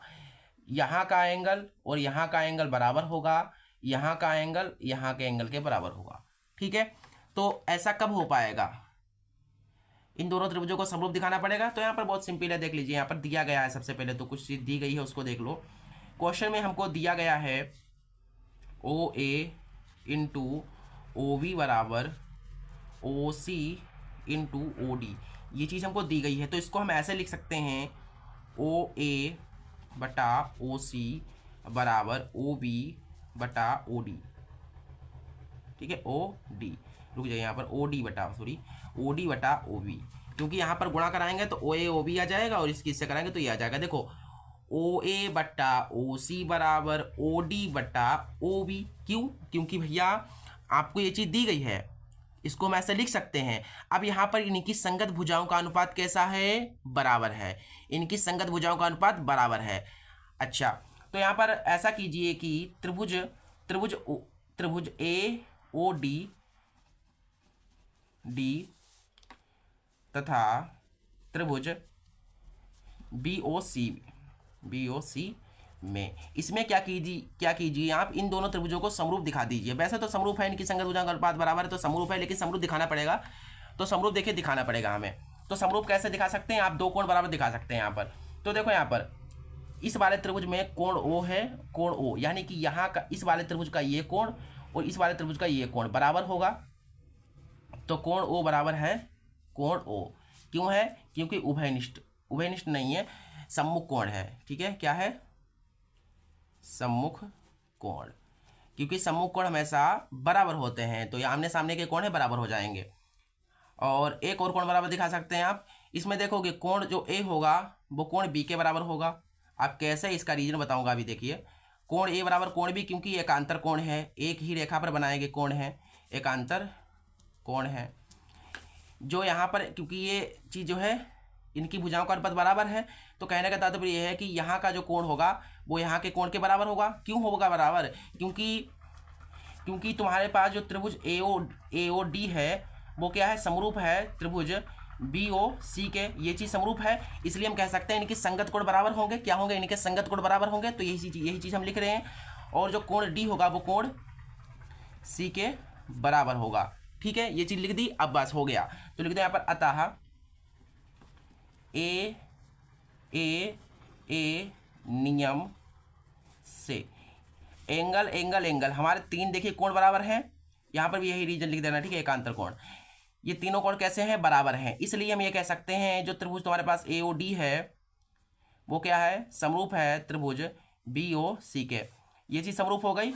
अच्छा, ये समरूप है तो इनको संगत कोण बराबर होंगे, यानी कि संगत कोण, यानी कि कोण सी, कोण ए कोण सी के बराबर होगा, और कोण बी कोण डी के बराबर होगा। तो यहाँ पर लिख दीजिए। इसलिए देखिए, यहाँ पर समझो बात को, अगर दो त्रिभुज समरूप हैं तो इनके संगत कोण बराबर होते हैं, इनकी संगत भुजाएं बराबर होती हैं। तो हम ये कह सकते हैं कि जो कोण ए वो कोण सी के बराबर है, कोण ए बराबर कोण सी, और कोण बी बराबर कोण डी। तो हैंस प्रूव्ड। ठीक है, इस टाइप से क्वेश्चन हो गया है आपका। ठीक है, ऐसे करना था इस क्वेश्चन को। चलो, इसके बाद इसका अगला क्वेश्चन देख लीजिए। इसके बाद इसका अगला क्वेश्चन है, कह रहा है कि अथवा वाला क्वेश्चन है, कह रहा है कि दो अंकों की एक संख्या के अंकों का योग 12 है, अंकों के स्थान बदलने पर प्राप्त संख्या दी गई संख्या से 18 अधिक है, संख्या ज्ञात कीजिए। बहुत इजी क्वेश्चन है, और संख्या ज्ञात करने के लिए हर बार एक क्वेश्चन आता है, दो अंकों की संख्या निकालने के लिए क्वेश्चन आएगा। चलिए, अथवा वाला क्वेश्चन है, हमें निकालनी है संख्या। अब भैया संख्या तो हमें पता नहीं है, हमें तो निकालनी है, तो इसको कुछ मानना तो पड़ेगा। देखो समझो बात को, दो अंकों की संख्या है, तो दो अंकों की संख्या मान लीजिए 13 है। अब 13 में इकाई का अंक भी होगा और दहाई का अंक भी होगा, इकाई और दहाई होगी। ठीक है, तो हमारी जो दो अंकों की संख्या होगी उसमें इकाई का अंक होगा, दहाई का अंक होगा, ये चीज़ तो पता है ना बिल्कुल। तो इकाई का अंक हम मान लेंगे x और दहाई का अंक मान लेंगे y, तो संख्या निकल आएगी। तो यहाँ पर ऐसे लिख दिया, इसलिए माना संख्या के इकाई का अंक मान लेता हूं, इसके इस संख्या जो हमारी संख्या निकलेगी, हमें पता नहीं संख्या क्या है, उस संख्या का इकाई का जो अंक है वो x है, तथा दहाई का अंक मान लेता हूं y है। दहाई का अंक जो है वो मैंने मान लिया y है। ठीक है, इसलिए हमारी जो संख्या बन गई वो बन गई, देखिए क्या जो संख्या बन गई वो बन गई हमारे पास 10y + x। अब मैंने ऐसा क्यों लिखा? देखो 10 दो अंकों की, इसलिए 10 लिखा। यहाँ पर मैंने इकाई पहले लिखी, क्योंकि पहले देखो इकाई दहाई, तो इकाई हमने x मानी है, तो सबसे पहले इकाई इधर लिखेंगे और दहाई इधर लिखेंगे। ये कन्फ्यूजन, ये जो है यहाँ पर गलती हो गई, तो आंसर बिल्कुल बदल जाएगा। इकाई का अंक दहाई का अंक हो जाएगा, दहाई का अंक इकाई का अंक आ जाएगा। तो यहाँ पर ऐसे लिखना है। ठीक है, तो संख्या हमारे पास ये होगा इकाई और दहाई। ठीक है, ये संख्या हमारी हो गई। चलिए, अब पहली शर्त से देखिए क्या है। प्रथम शर्तानुसार यहाँ पर जो पहली कंडीशन है क्वेश्चन की, वो कह रहा है कि दो अंकों की एक संख्या के अंकों का योग 12 है। अंकों का योग, पहली संख्या का अंक x है और ये y है कि नहीं? तो अंक ये है, ये है और ये है, तो इनका योग 12 है। अगर x और y को जोड़ेंगे, इनका योग करेंगे तो 12 के बराबर आएगा। ये समीकरण बन गई हमारे पास पहली। अंकों का योग 12 है, बताया गया है ना, तो अंक x और y है तो इनका योग 12। अब द्वितीय शर्त से देख लो। द्वितीय शर्तानुसार जो द्वितीय शर्त है वो कह रहा है कि यदि संख्या के अंकों के स्थान बदल दिए जाएं, ठीक है, अंकों के स्थान बदल दिए जाएं, तो हमारे पास संख्या ये थी ना, तो इसके अंकों के स्थान बदल दो। अंक ये हैं y और x है, तो इसके स्थान बदल दो, y की जगह पर x कर दो और x की जगह पर y कर दो, तो हमें ये संख्या प्राप्त हुई। बदलने पर प्राप्त संख्या, इसके अंकों के स्थान बदले तो ये प्राप्त मुझे संख्या प्राप्त हुई। ये वाली जो है 18 अधिक है, किससे? पुरानी वाली संख्या से। इसके अंकों के स्थान बदले ये प्राप्त हुआ। ये वाली जो संख्या है इस वाली संख्या से कितनी अधिक है? 18 अधिक है। यानी कि ये जो 10y प्लस एक्स है इससे क्या है? ये 18 अधिक है, तो ये 18 कम होगी, तो इसमें 18 मुझे जोड़ना पड़ेगा। जब 18 जोड़ोगे तभी तो इसके बराबर आएगा, क्योंकि भैया ये देखो, समझो बात को, ये 18 अधिक है इससे, तो ये 18 अधिक है, तो बराबर हमें करना है, हमने बराबर लगाया है। तो बराबर कब होगा? ये इसके बराबर कब होगा? जब इसमें 18 जोड़ोगे, है कि नहीं? क्योंकि ये कम है 18, तो 18 जोड़ देंगे तब इसके बराबर आ जाएगा। ठीक है, चलिए अब इसको सोल्व कर लेते हैं। बराबर हटा देंगे तो चिन्ह बदल जाएंगे। ठीक है, और माइनस का 18 बराबर 0। 10x से x गया, बचा हमारे पास 9x। 10y से y गया तो बचा हमारे पास 9y। बराबर में हमारा 18 है, तो 9 यहाँ से कॉमन ले सकते हो, तो x माइनस y बराबर 18, और ये हो जाएगा 9 दूनी के 18, यानी x माइनस y बराबर 2। ये समीकरण बन गई सेकंड। अब फर्स्ट को और सेकंड को जोड़ दो या घटा दो, मतलब विलोपन विधि से हल करके एक्स और वाई का मान निकाल दो। एक्स और वाई के जो मान है इस समीकरण में रख दो, आंसर आ जाएगा। तो विलोपन विधि से हल कर लेते हैं यहाँ पर। तो समीकरण फर्स्ट को सेकंड से जोड़ देते हैं। आप घटा भी सकते हो, कोई दिक्कत नहीं, जोड़ो या घटाओ। मैं जोड़ रहा हूँ, आप घटा भी सकते हो। जोड़ने पर ये कट जाएगा, एक्स हो जाएगा 2x, 12 2 14, और ये 2 7 14, तो x बराबर आ जाएगा 7।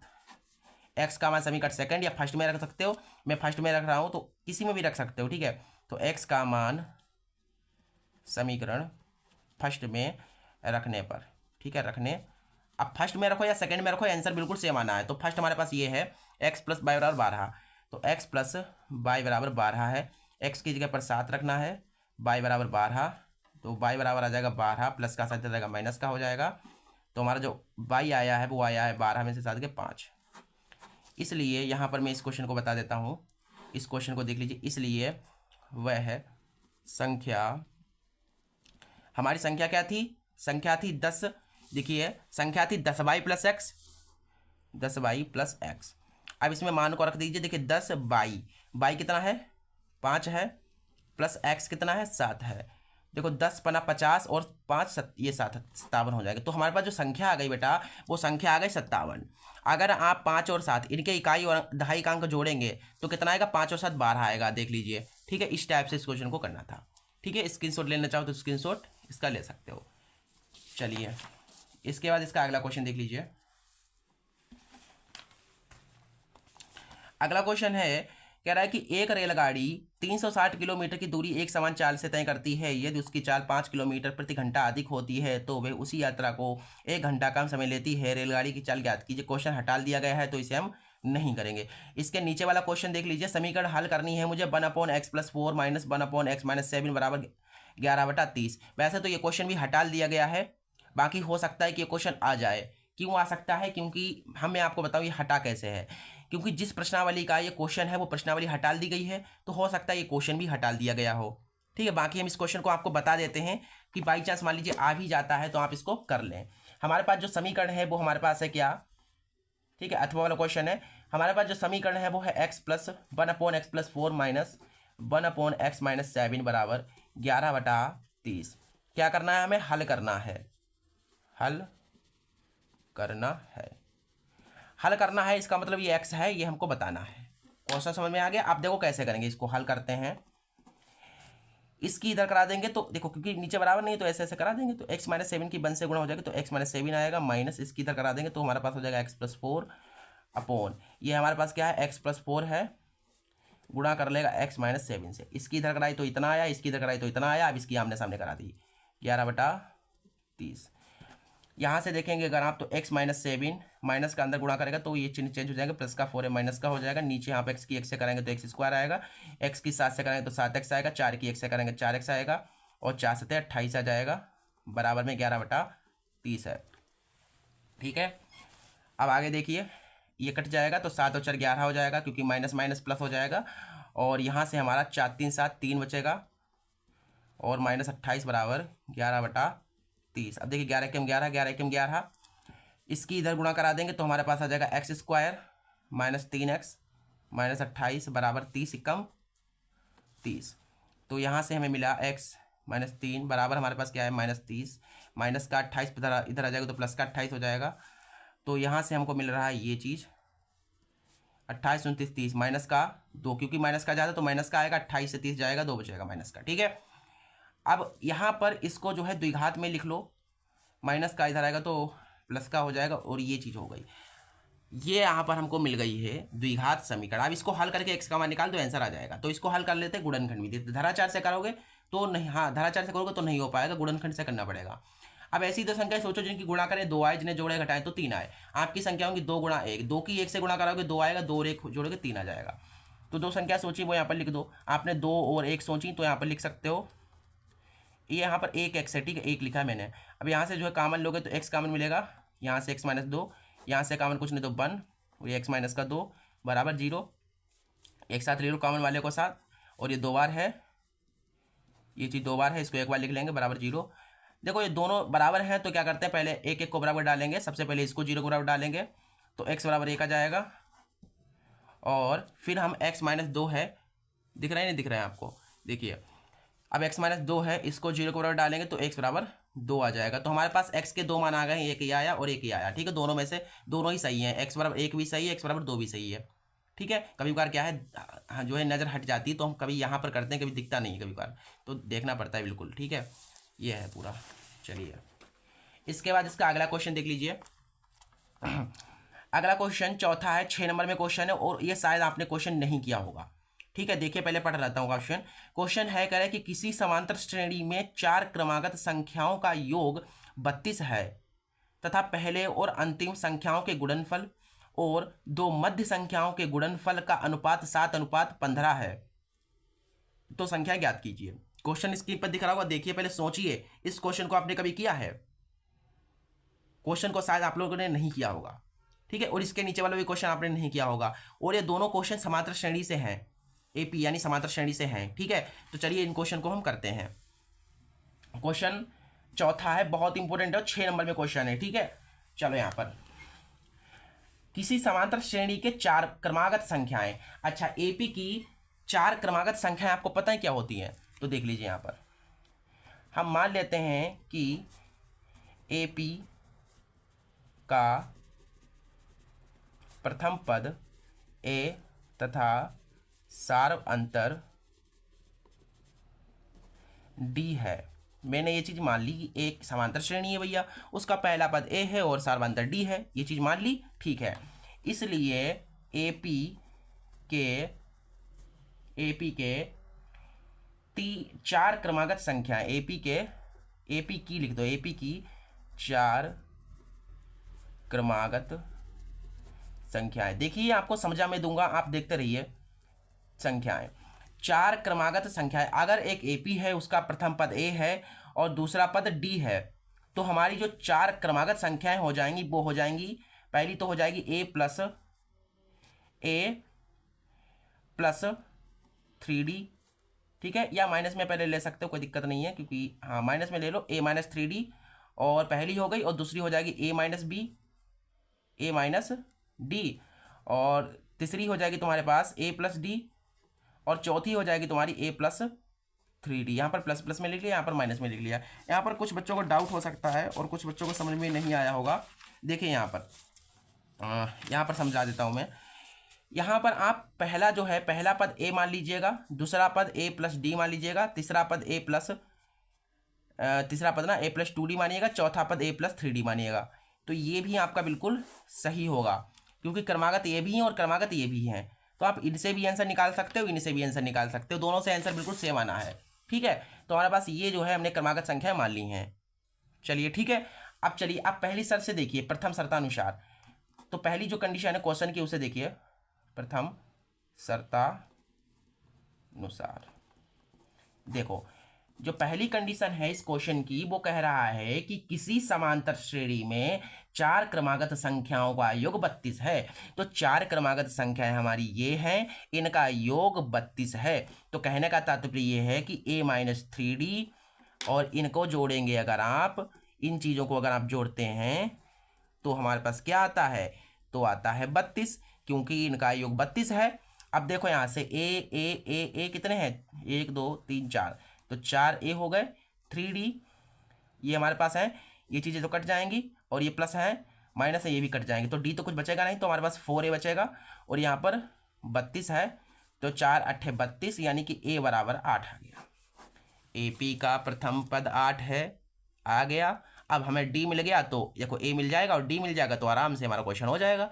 तो इसे A, ये पहली शर्त से A मिल गया, अब दूसरी शर्त से हमको D मिल जाएगा। देखिएगा कैसे, द्वितीय शर्तानुसार, द्वितीय शर्तानुसार जो दूसरी कंडीशन है क्वेश्चन की, वो कह रहा है कि, ध्यान से पढ़िएगा, कह रहा है कि पहले और अंतिम संख्याओं का के गुणनफल, पहली ये है, पहली संख्या ये है, अंतिम संख्या ये है, तो पहली और अंतिम संख्याओं का गुणनफल, इनका और इनका गुणनफल a-3d और a+3d, इनका देखिए गुणनफल, तथा दो मध्य संख्याओं का गुणनफल, इनका गुणनफल तथा मध्य में ये बची, इनका गुणनफल का अनुपात, इनका गुणनफल a-d है और a+d है। देखिए पहली तथा अंतिम संख्या का गुणनफल, मध्य संख्याओं का गुणनफल का अनुपात, अनुपात यानी बटा, इसको बटा में लिख लिया, कितना है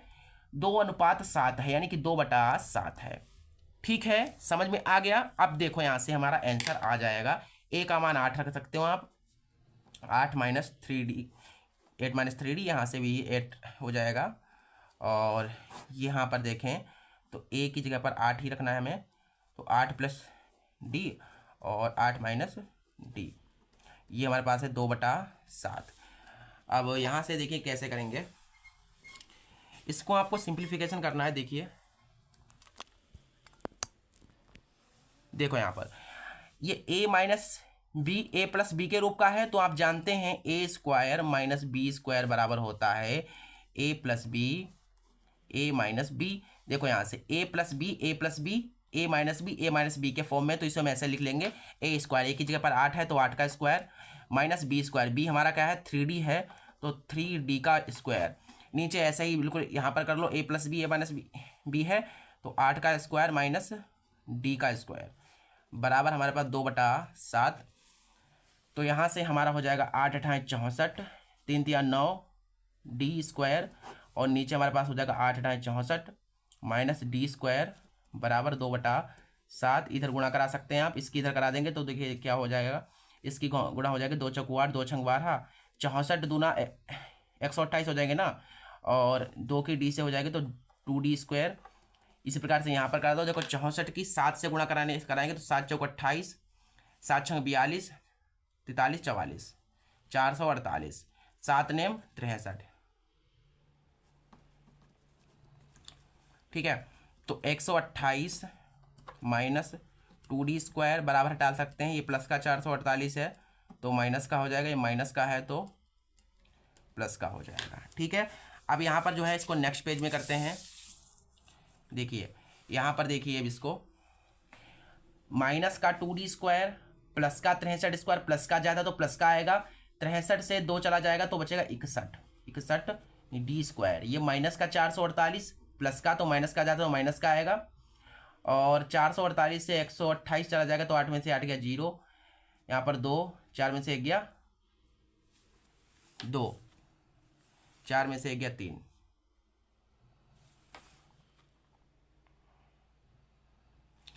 बराबर 0। ठीक है, यहाँ पर मैंने बराबर 0 नहीं लगाया, बराबर 0 होगा। अब यहाँ पर देखिए इस क्वेश्चन को आगे कैसे करेंगे। यहाँ पर जो है एक मिस्टेक हो रही है हमसे, पता है मिस्टेक क्या हो रही है, मिस्टेक ये हो रही है कि हमने क्वेश्चन को ध्यान से नहीं पढ़ा। हमने यहाँ पर 2:7 नहीं दिया था, यहाँ पर दिया था 7:15।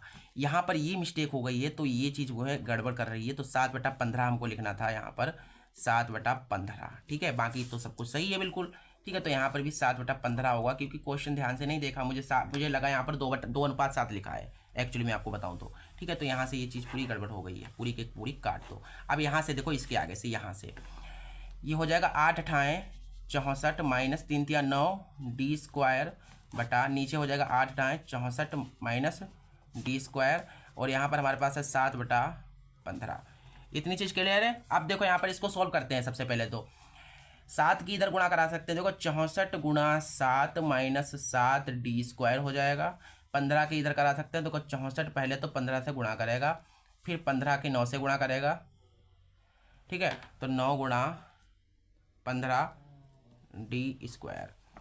तो देखो यहाँ पर 7 से पहले गुणा करा सकते हैं आप, तो 7 7 चौक 28, 7 छंग 42, 43 44, ठीक है। और ये हमारे पास है 7d² बराबर 15 64 की गुणा कराएंगे सबसे पहले। 64 गुणा 15, 5 को 20, 5 का 30, 31 32, और 64 एकम 64, 0 4 5 6 6 7 8 9, 960 आ गया हमारे पास, ठीक है। और 9 5 45, 9 एकम 9, 9 5 45 के 5 हासिल 4, 9 एकम 9 और 4 13, 135, 15 ने 135, और ये d² है, ठीक है। अब बराबर हटा दीजिए तो हमारे पास देखिए कितना आएगा, 448 माइनस 7d² बराबर हटा लेंगे तो माइनस प्लस का है 960, माइनस का हो जाएगा, माइनस का 135 है तो प्लस का 135, d² बराबर 0। अब यहाँ से घट जाएगा हमारे पास, प्लस का जाता तो प्लस का आएगा, 135 से 7 घटा सकते हैं तो 128 आएगा ना हमारे पास, ठीक है। 128 d², यहाँ से माइनस का जाता तो माइनस का आएगा, 960 से 448 घटाएंगे तो 8 9 10, यहाँ पर बचेंगे 5 में से 4 गया 1, यहाँ पर दो रुक जाए यहाँ पर मिस्टेक हो गई लगता है, 5 में से 4 गया 1, और यहाँ पर 9 से 4 जाएगा 5 बचेगा बराबर 0। तो 128 d² बराबर आ जाएगा 512, तो d² बराबर हमारे पास आ जाएगा 512 बटा 128, और 128 चकू 512 हो जाएगा, तो d बराबर आ जाएगा 4² हटाने के रूट लगेगा, तो d बराबर हमारे पास प्लस माइनस का 2 आ जाएगा, ठीक है। तो यहाँ से मैंने देखा कि a का मान d है, a का मान 8 है, d का मान प्लस माइनस 2 है, ठीक है। तो हमें यहाँ पर a और d मिल गया, तब हम 4 पद निकाल लेंगे कि AP के प्रथम। तो यहाँ से अब देखिए हमें जो है a और d का मान मिल गए हैं, यहाँ से देखिए हमें a के मिल गए मान और d के मिल गए, तो a बराबर हमारा कितना आया था, 8 आया था, और d बराबर हमारे पास कितना आ गया, 2 आ गया, ठीक है। इसलिए 4 AP के लिख दे, AP की 4 क्रमागत संख्याएं निम्न होंगी। देखो क्या होंगी हमारे पास, पहली क्या थी, पहली हमारे पास थी a-3d, क्या थी, a-3d थी। देखिए यहाँ से देखो, यहाँ पर a-3d पहली है, तो पहली देख लीजिए यहाँ पर, पहली क्रमागत संख्या बराबर a-3d बराबर a 8 है, -3d है 2, तो यहाँ से 8 - 3 दूना 6 7 8 2 बचेगी, ठीक है। तथा दूसरी देख लीजिए, दूसरी क्रमागत संख्या बराबर, दूसरी क्या है, a- का d है, a- का d, तो a- का d बराबर, a हमारे पास क्या है 8 है, d हमारे पास 2 है, तो 6 आएगा। आप तीसरी देख लीजिए, तीसरी क्रमागत संख्या बराबर, तीसरी क्या है, a + d है, a हमारे पास 8 है, d हमारे पास 2 है, तो ये हो जाएगी 10। तथा चौथी लिख दीजिए, चौथी क्रमागत संख्या बराबर, चौथी क्या थी हमारे पास, a + 3d थी, तो a + 3d, a हमारे पास कितनी है 8 है, और d हमारे पास 2 है, तो 8 + 3 दूना 6, यानी कि 8 6 14, ये हमारे पास आ गई हैं संख्याएं। तो ये आ गई हमारे पास, तो लिख दीजिएगा अतः 4 क्रमागत संख्याएं क्रमशः पहली क्या आई हमारे पास, 2 आई, पहली 2 आई, इसके बाद 6 आई, उसके बाद 10, फिर 14, ये हमारे पास क्रमागत है। क्रमागत चेक कर सकते हो, देखो क्रमागत यानी क्रम से, तो 2 में 4, देखो 2 में अगर आप 4 जोड़ोगे तो 6 आएगा, 6 में 4 जोड़ोगे 10 आएगा, 10 में 4 जोड़ोगे 14, मतलब क्रमागत है, 4 4 जोड़ने पर मिल रही है, बिल्कुल AP बन गई, ठीक है। ये हमारे पास जो है आंसर आएगा, इस टाइप से इस क्वेश्चन को हमें करना था, ठीक है। चलो इसके बाद जिसका अगला क्वेश्चन है उसे देख लेते हैं।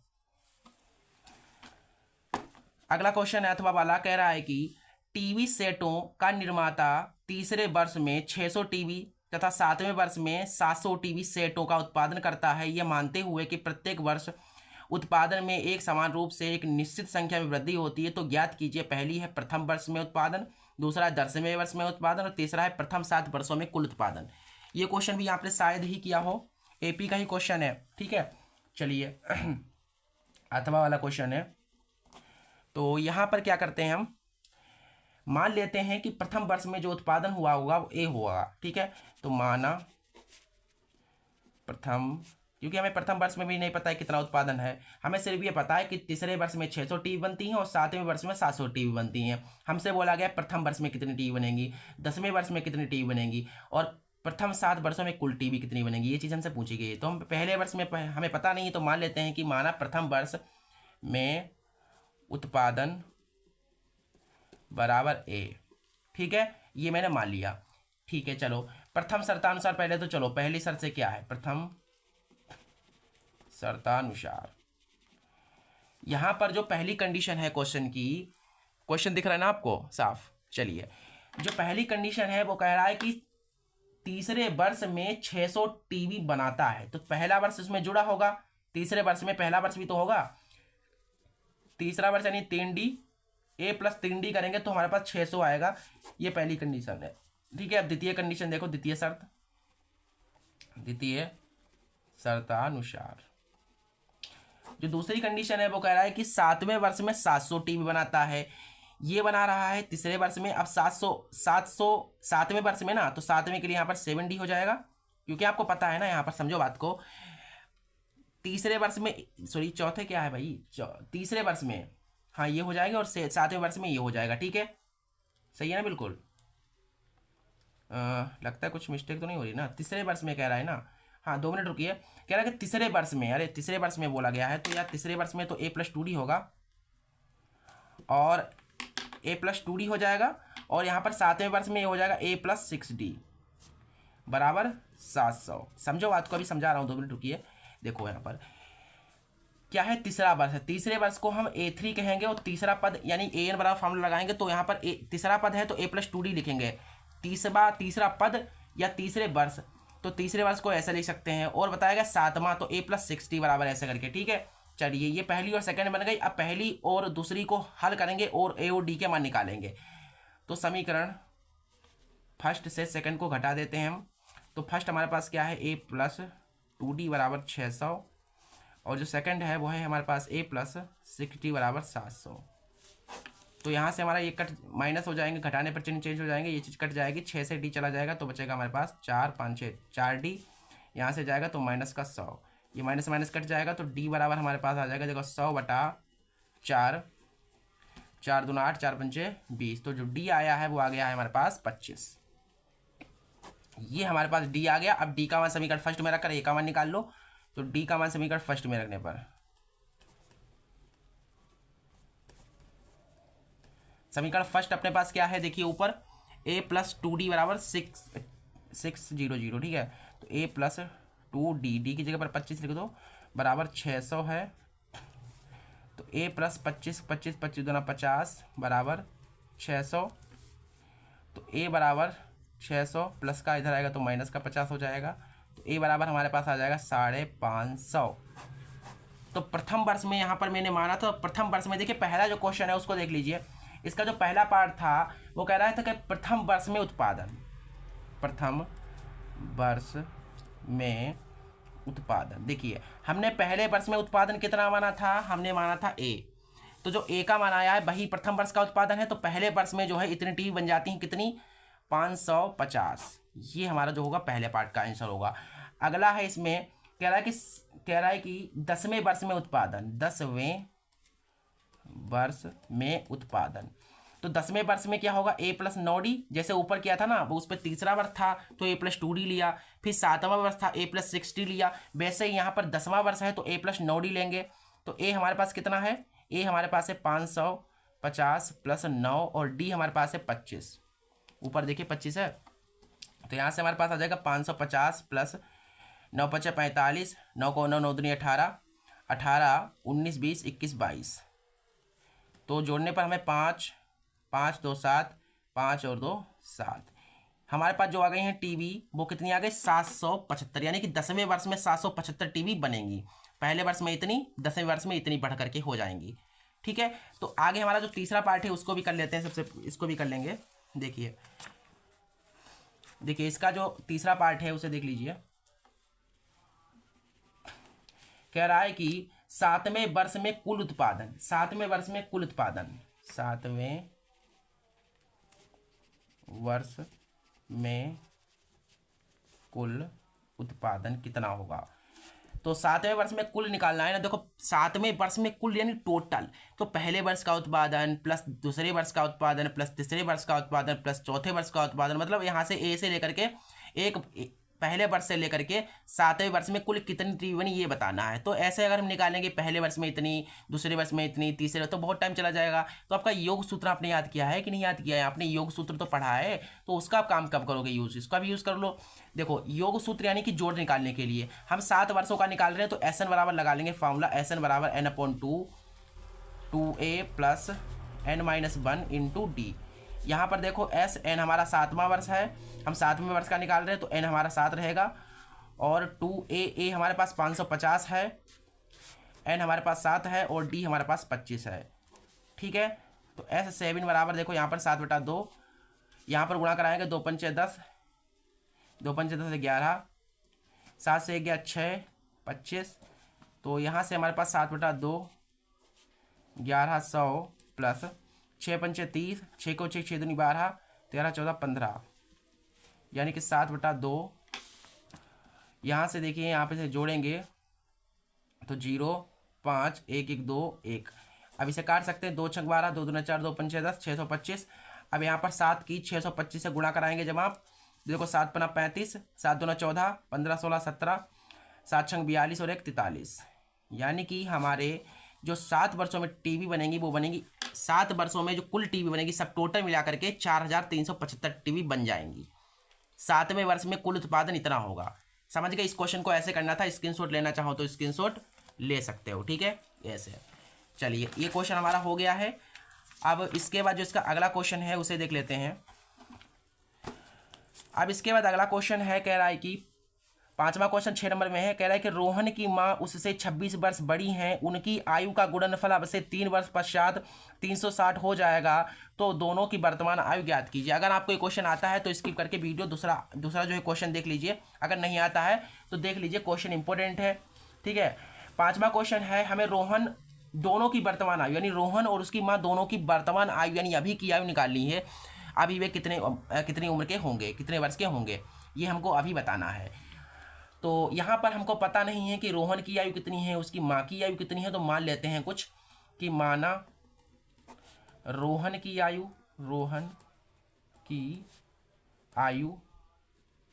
मैं मान लेता हूँ कि जो रोहन की आयु है वो है x, तथा उसकी माँ की आयु बराबर y है। ठीक है, चलिए पहली शर्त से देखिए, प्रथम शर्तानुसार जो पहली शर्त है वो कहा गया है, क्वेश्चन देखिए, पहली शर्त में कहा गया है कि रोहन की माँ उससे 26 वर्ष बड़ी हैं, यानी कि रोहन की जो माँ है अपने बेटे से 26 वर्ष बड़ी हैं, यानी कि y बराबर हमें कब मिलेगा, जब रोहन की आयु 26 हो जाएगी तब। देखिए माँ की आयु 26 बड़ी है, 26 वर्ष बड़ी है माँ, तो कहने का मतलब रोहन जो होगा वो 26 वर्ष छोटा होगा। तो अगर हम 26 इसमें जोड़ देते हैं रोहन की आयु में भी, तो रोहन की आयु 26 जुड़ गई, अब इसकी माँ की तो आयु बराबर हो जाएगी, तब हमारे पास ये कंडीशन पहली बन जाएगी। समझ गए नहीं समझ गए? रोहन की आयु 26 वर्ष, इसकी माँ बड़ी है ना 26 वर्ष, तो ये कम है तो इसमें 26 जोड़ना पड़ेगा। चलिए अगला जो इसका द्वितीय कंडीशन है उसे देख लीजिए। द्वितीय शर्तानुसार देखो, दूसरी शर्त में बताया गया है कि 3 वर्ष बाद उनकी आयु का गुणनफल 360 हो जाएगा। 3 वर्ष बाद, पहले तो हम पता करते हैं 3 वर्ष बाद उनकी आयु कितनी होगी। तो 3 वर्ष बाद, देखो 3 वर्ष बाद यानी कि पश्चात, पश्चात का मतलब ये होता है बाद, तो हम पश्चात लिख रहे हैं। तो 3 वर्ष पश्चात रोहन की आयु बराबर क्या हो जाएगी, रोहन की आयु x + 3 हो जाएगी, क्योंकि भैया समझो बात को, अभी रोहन की आयु x है, वर्तमान आयु जो है रोहन की वो x है। तो 3 वर्ष बाद कितनी होगी, आप उसकी वर्तमान आयु में 3 जोड़ेंगे। जैसे मैं अभी कह दूं आप 25, आप जो है मान लीजिए 15 साल के हैं, अगर अभी आप 15 साल के हैं तो आगे 3 सालों में कितने होंगे, तो 3 वर्ष बाद आप कितने के होंगे, तो आप 15 में 3 जोड़ोगे 18 वर्ष के होंगे हम। तो वैसे ही यहाँ पर है, अभी रोहन की आयु x है, तो x मतलब पता नहीं अभी कितनी है, आगे तीन वर्षों बाद जो होगा वो x+3 होगी। ऐसे ही उनकी माँ की आयु क्या होगी देखिए, इसी प्रकार माँ की आयु कब, 3 वर्ष बाद क्या होगी, देखो अभी कितनी है, x+26 है, तो x+26 इसमें 3 जोड़ देंगे हम, तो हमारे पास आ जाएगा x+26 में 3 जोड़ेंगे तो हो जाएगा 29। तो ये हमारे पास देखो 3 वर्ष बाद रोहन की आयु आएगी और 3 वर्ष बाद उसकी माँ की आयु ये आएगी। बताया गया है कि 3 वर्ष बाद इन रोहन की आयु और उसकी माँ की आयु का गुणनफल, इनका और इनका गुणनफल जो है 360 के बराबर है। तो यहाँ पर ऐसे लिख सकते हो कि x+3 है, ठीक है, और ये हमारे पास क्या है, x+29 है। अगर आप इनका गुणनफल करेंगे, 3 वर्ष बाद की आयु का गुणनफल करेंगे तो 360 आएगा। अब x की 1 से गुणा कराएंगे x² आएगा, x की 29 से होगी तो 29x आ जाएगा, x की 3 से कराएंगे तो 3x आएगा, और यहाँ पर गुणा कराएंगे तो 3 27, 3 दूना 6, 7 8 87 आएगा, और ये 360, तो x² 29 और 30 31 32x बराबर 360, प्लस का 87 उधर गया माइनस का हो गया, तो यहाँ से हमारे पास आएगा इतना बराबर 360 से 87, देखिए यहाँ पर दाहिरेंगे 7 3 10, यहाँ पर बचेंगे 5, तो दाहिरे 15, 15 में से 8 गए 7, तो 273 बचे गए। तो यहाँ से आप जो है यहाँ पर फैक्टर करके x का मान निकाल सकते हैं। अब आपको क्या करना है, इसका फैक्टर कर देना है। अब इसका फैक्टर करोगे जब आप, तो आपको x का मान मिल जाएगा। अब जो x का मान आएगा वो आएगी रोहन की वर्तमान आयु। अब रोहन की आयु x इतनी हो जाएगी और y फिर निकाल लीजिएगा, x का मान समीकरण फर्स्ट में रखिएगा तो y का मिल जाएगा। अब x उसकी वर्तमान आयु आ जाएगी और y का मान जो आएगा उसकी माँ की आयु आएगी, ठीक है, समझ गए। जो x का मान मिलेगा, अभी आप इसको सोल्व करेंगे तो x का मान मिलेगा। अब जो x का मान होगा वो रोहन की आयु होगी। अब x का मान समीकरण फर्स्ट में रखोगे तो y का मान मिलेगा। अब जो y होगी वो उसकी माँ की आयु होगी। बस इतनी चीज़ आप कर लीजिएगा, इसका गुणनखंड करिएगा, फिर जो आंसर आए वही हमारा जो है आंसर होगा, ठीक है। गुणनखंड करने पर समझा दिया मैंने आपको, ये चीज़ आप पर मैं छोड़ रहा हूँ, तो इतनी चीज़ जो है आप कर लीजिएगा प्लीज़, ठीक है। चलिए अगला क्वेश्चन देख लीजिए, अथवा वाला क्वेश्चन है कहा गया है कि एक भिन्न 1/3 हो जाती है जब उसके अंश में एक जोड़ दिया जाता है। 1/3 हो जाती है जब अंश में एक जोड़ दिया जाता है, और वह 1/4 हो जाती है जब उसके हर से एक घटाया जाता है। तो भिन्न ज्ञात करनी है हमें भिन्न निकालनी है। अब भैया भिन्न तो हमको पता नहीं, तो मानना पड़ेगा फिर से। तो यहाँ पर मान लो कि माना वह भिन्न, मान लेता हूँ विभिन्न x/y है, क्योंकि भिन्न आपको पता है अंश और हर में होती है, नहीं बटे में होती है, तो ऊपर वाला ये अंश हो जाएगा और नीचे वाला हर हो जाएगा y, तो अंश x है और हर y है। तो पहली शर्त से देखो, प्रथम शर्तानुसार जो पहली शर्त है वो उसमें कहा गया है कि 1/3 हो जाती है जब अंश में एक जोड़ा जाता है। ये भिन्न है हमारे पास, इसका अंश ये ऊपर वाला है, ये अंश है, तो इसमें जब आप कितना जोड़ोगे, अगर एक जोड़ दोगे तो कितनी हो जाएगी, 1/3 हो जाएगी। ये चीज़ है, तो 3 की 1 से गुणा करेंगे तो 3x आएगा, 3 की 1 से गुणा हो जाएगी 3 आ जाएगा, y की 1 से होगी y आएगा, 3x प्लस का y इधर आएगा माइनस का y, प्लस का 3 उधर जाएगा तो माइनस का यहाँ पर हो जाएगी समीकरण पहली, ठीक है। अब देखो द्वितीय शर्तानुसार,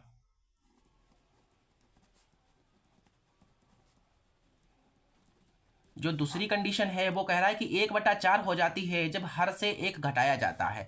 भिन्न हमारी x और y है, इसका हर है ये है, इसमें से जब आप एक घटाओगे तो 1/4 हो जाएगी।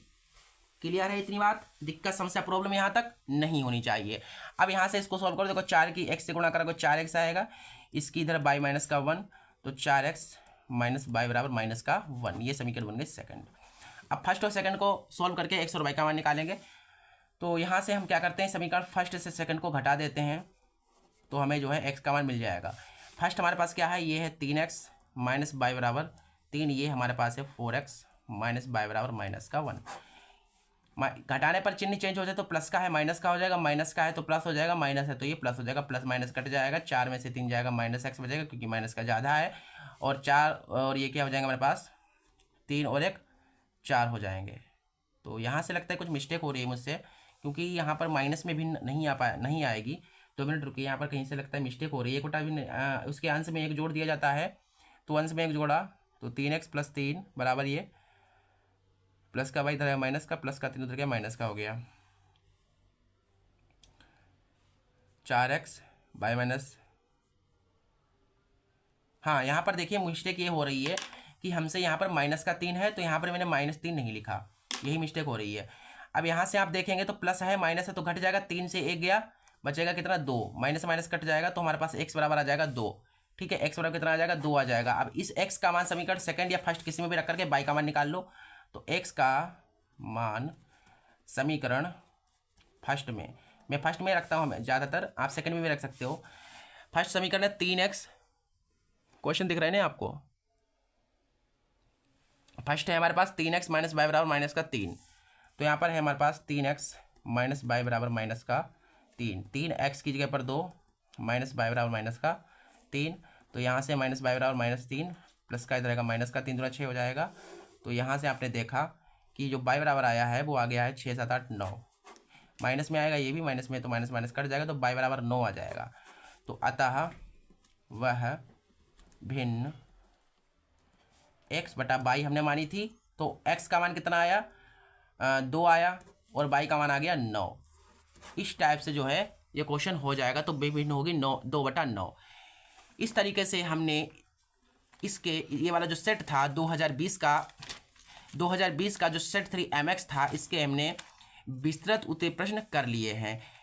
पिछली वीडियो हमने एक बना दी है, ठीक है, दीर्घ उत्तरीय प्रश्नों की ही वीडियो है, वो भी देख लीजिए, वो आपको लिंक डिस्क्रिप्शन या कमेंट बॉक्स में मिल जाएगी, वो देख लीजिएगा। और ये तो आपने देख ही ली है, दो वीडियो आपने देख ली, 2 वीडियो आपने देख ली हैं। अब बची आपकी 3 वीडियो, अगर आप उन 3 वीडियो को भी देख लेते हैं तो कोई भी दीर्घ उत्तरीय प्रश्न आपका नहीं छूटेगा, फुल गारंटी मेरी है, एक भी क्वेश्चन नहीं छूटेगा। और ऑब्जेक्टिव तो मैंने आपको बता दी है, ऑब्जेक्टिव 5 वीडियो बनाई हैं, 100 से भी ज़्यादा ऑब्जेक्टिव हमने कराए हैं पूरे अग्रवाल अनसॉल्वेड से छांट करके, ठीक है।